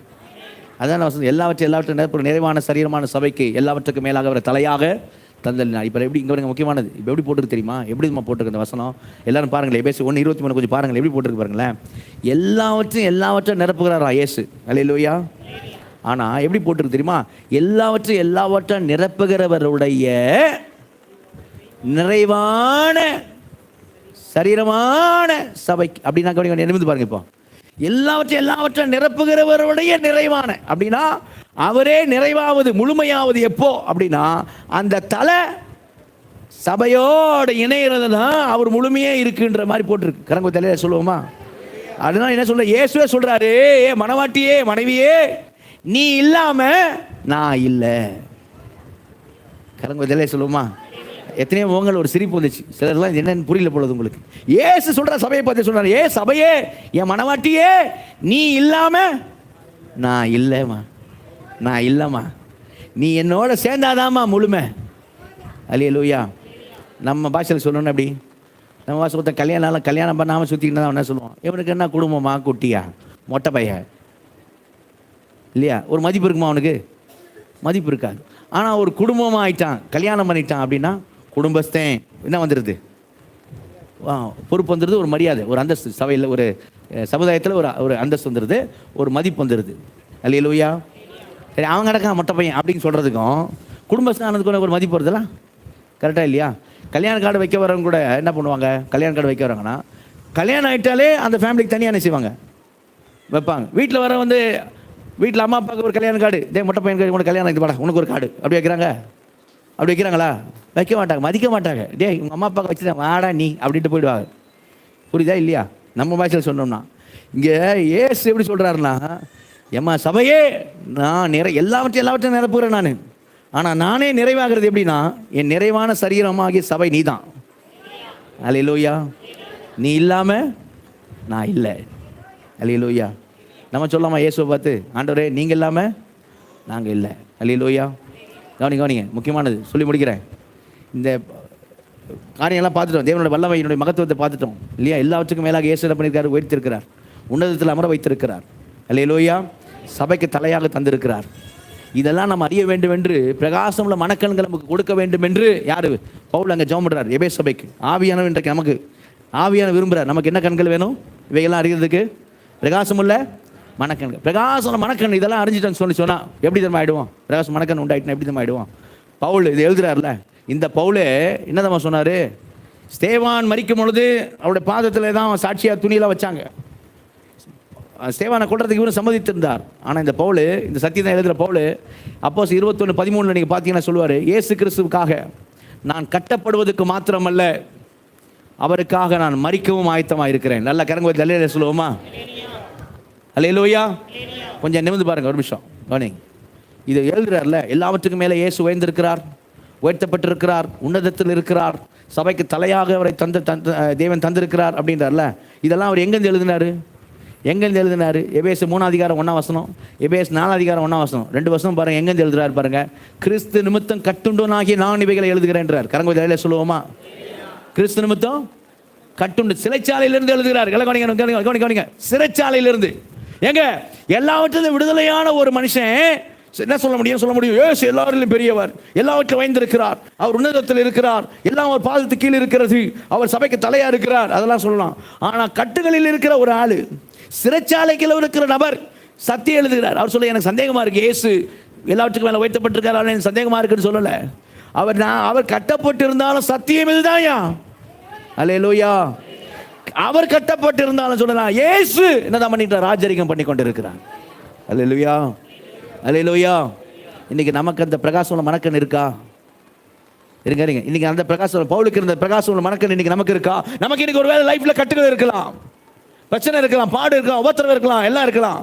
ஆனா அந்த பிரகாசம் மனக்கண் இன்னைக்கு நமக்கு இருக்காயா? பவுல் சொல்ற மாதிரி இன்னைக்கு இந்த கட்டுல, பாடுல, அந்த உபத்திரத்துல நாம சொல்ல முடியுமா? பவுல் சொல்ற மாதிரி சொல்ல முடியுமா? ஏன் இயேசு ஆளுகை செய்து கொண்டு இருக்கிறார். அல்லேலூயா. சொல்ல முடியுமா? பவுல் சொல்றாரு. அதனால தான் சொல்றாரு பவுல், பிரகாசம் உள்ள மனக்கண்கள் வேணும் நமக்கு. அல்லேலூயா. இன்னைக்கு 2 கொரிந்தியர் 12 7 8 பாத்தீங்களா? வாசிக்க வேணாம். 2 கொரிந்தியர் 12 7 8 2 கொரிந்தியர் 12 7 8 9. அன்றியும் எனக்கு வெளிப்படுத்தப்பட்டவைகளுக்குரிய மேன்மை நிமித்தம் நான் என்னை உயர்த்தாதபடிக்கு என் மாம்சத்திலே ஒரு முள் கொடுக்கப்பட்டிருக்கிறது. என்னை நான் உயர்த்தாதபடிக்கு அது என்னை குட்டும் சாத்தானுடைய தூதனா இருக்கு. அது என்னை குட்டும் யாருடைய தூதனா இருக்குது? சாத்தானுடைய தூதன். எல்லாவற்றுக்கும் மேல யார் இருக்கிறா? இயேசு இருக்கிறார். சாத்தான் தூதன் வந்து கொட்டுறான். இப்போ என்ன சொல்றாரு? என்ன பண்றாரு? வாசிங்க. அது என்னை விட்டு நீங்கும்படிக்கு நான் 3 தரம் கர்த்தரிடத்தில் வேண்டிக் கொண்டேன். 3 தரம் கர்த்தரிடத்தில் வேண்டிக் கொண்டேன். அதற்கு அவர், என் கிருபை உனக்கு போதும், பலவீனத்திலே என் பலம் பூரணமாய் விளங்கும் என்றார். அல்லேலூயா. என் கிருபை உனக்கு போதும்ன்றார் ஆண்டவர். வாசிங்க. ஆகையால், நல்ல வார்த்தை கவனிங்க. இப்ப கவனிங்க. பிரகாசம் மனக்கண்கள் பெற்ற ஒரு நபர் சொல்ற வார்த்தை கவனிங்க. ஆகையால் கிறிஸ்துவின் வல்லமை என்மேல் தங்கும்படி. நல்ல கரங்கோல சொல்லுவோமா? தேவனுடைய மகா மேன்மையான வல்லமை, அந்த மகத்துவம் என்மேல் இருக்கும்படியாக கிறிஸ்துவின் வல்லமை என்மேல் தங்கும்படி என் பலவீனங்களை குறித்து நான் மிகவும் சந்தோஷமாய் மேன்மை பாராட்டுவேன். அல்லேலூயா. பிரகாசம் மனக்கண் இருக்கா? சபையே உனக்கு இருக்கா? பிரகாசம் மனக்கண் இருந்துச்சுன்னு வச்சுக்க, இயேசு பிதாவின் வருவாசது எல்லாரும் பாதத்துக்கு கீழே இருக்கிறது, எல்லா துறைத்திற்கும் அதிகாரத்துக்கும் வல்லமைக்கு கட்டத்துவத்துக்கும் எல்லாவற்றுக்கும் மேலாக, இம்மையில் மாத்திரமல்ல மறுமையில் பேர் பெற்ற எல்லா நாமத்திற்கும் மேலாக அவர் உயர்ந்திருக்கிறார், உன்னதத்தில் இருக்கிறார், சபைக்கு தலையா இருக்கிறார். பிரகாசம் மனக்கண்கள் மாத்திரம் உனக்கு இருந்துச்சுன்னா, பவுல் பிரகாசம் மனக்கண்கள் சொல்ற மாதிரி சொல்லுவேன், என் பலவீனங்களிலும் நான் மேன்மை பாராட்டுவேன். அல்லேலூயா. எப்படி பலவீன மேன்மை? ஆமாயா, அப்பதான் அவருடைய வல்லமை என் மேல் தங்குகிறது. அல்லேலூயா. அவர் கிருபை என்னை தாங்குகிறது. என்னத்துல பிரியப்படுறேன்னு சொல்ற அடுத்த வருஷம் வாசிங்க. பிரகாசம் மனக்கண்கள் சொல்ற ஆளு சொல்றத பாருங்க. அடுத்த வருஷம் வாசிங்க. அந்தபடி நான் பலவீனமாய் இருக்கும்போதே பலமுள்ளவனாய் இருக்கிறேன். ஆகையால் கிறிஸ்துவின் நிமித்தம். எத்தனை பேர் நம்ம இப்படி சொல்ல முடியும் பாருங்க? பிரகாசம் மனக்கண் பெற்றிருந்தா மாத்திரமே சொல்ல முடியும். எனக்கு வரும் கிறிஸ்துவின் நிமித்தம், எனக்கு வரும் பலவீனங்களிலும் நிந்தைகளிலும் நெருக்கங்களிலும் துன்பங்களிலும் இடுக்கண்களிலும் நான் பிரியப்படுகிறேன். நல்ல கரங்களை சொல்லுவோமா? பிரகாசம் மனக்கண்ணு இல்லைன்னு வச்சுக்கிடுவோம். நம்ம எப்படி சொல்ல தெரியுமா? ஆண்டவரே, எந்த நிந்தையும், எந்த இடுக்கணும், எந்த வியாகுலமும், எந்த துன்பமும், எந்த பலவீனமும் எனக்கு வராதபடிக்கு பிதாவின் வலதுபார்சத்தில் உட்கார்ந்திருக்கிறவரே, எல்லாவற்றையும் ஒரு கீழ்படுத்தி வச்சிருக்கிறவரே, எல்லாத்தையும் ஆளுகை செய்கிறவரே, சபைக்கு தலையா இருக்கிறவரே, காத்துக்கொள்ளும்.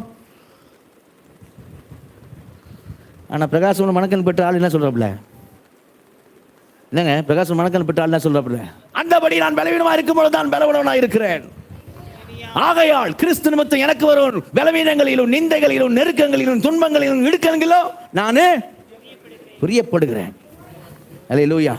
ஏன்னா எனக்கு எத்தனை வந்தாலும் சரி, அவருடைய வல்லமை என் மேல் தங்கும்படி, தேவனுடைய பலத்த சத்துவத்தின் வல்லமையின் மகத்துவம் என் மேல் தங்கும்படி.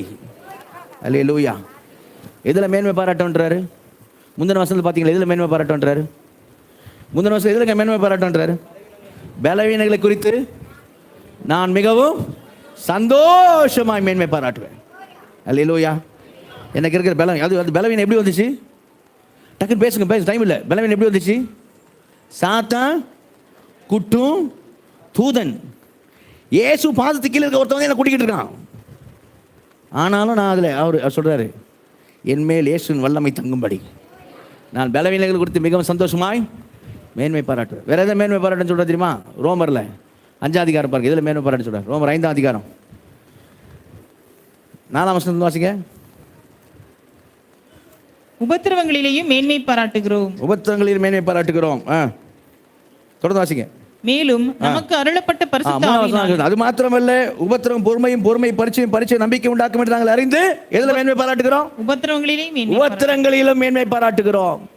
அல்லேலூயா, அல்லேலூயா, அல்லேலூயா, அல்லேலூயா. எதுல மேன்மை? பிரகாசம் மனக்கண்கள் எதுல மேன்மை பாடுறாங்க? சொல்லுங்க. பிரகாசம் மனக்கண்கள் உள்ள எதுல மேன்மை பாராட்டுவாங்க? பலவீனங்களிலே மிகவும் சந்தோஷமா மேன்மை பாராட்டுகிறேன், உபத்திரங்களிலே. எப்படி பவுலே அப்படின்னா பிரகாசம் மனக்கண்கள் பெற்ற அப்படிதான். அது 2ஆம் வசனம் வாசிங்க. எப்படி எது மேன்மை பாராட்டுறாரு? 2ஆம் வசனம்.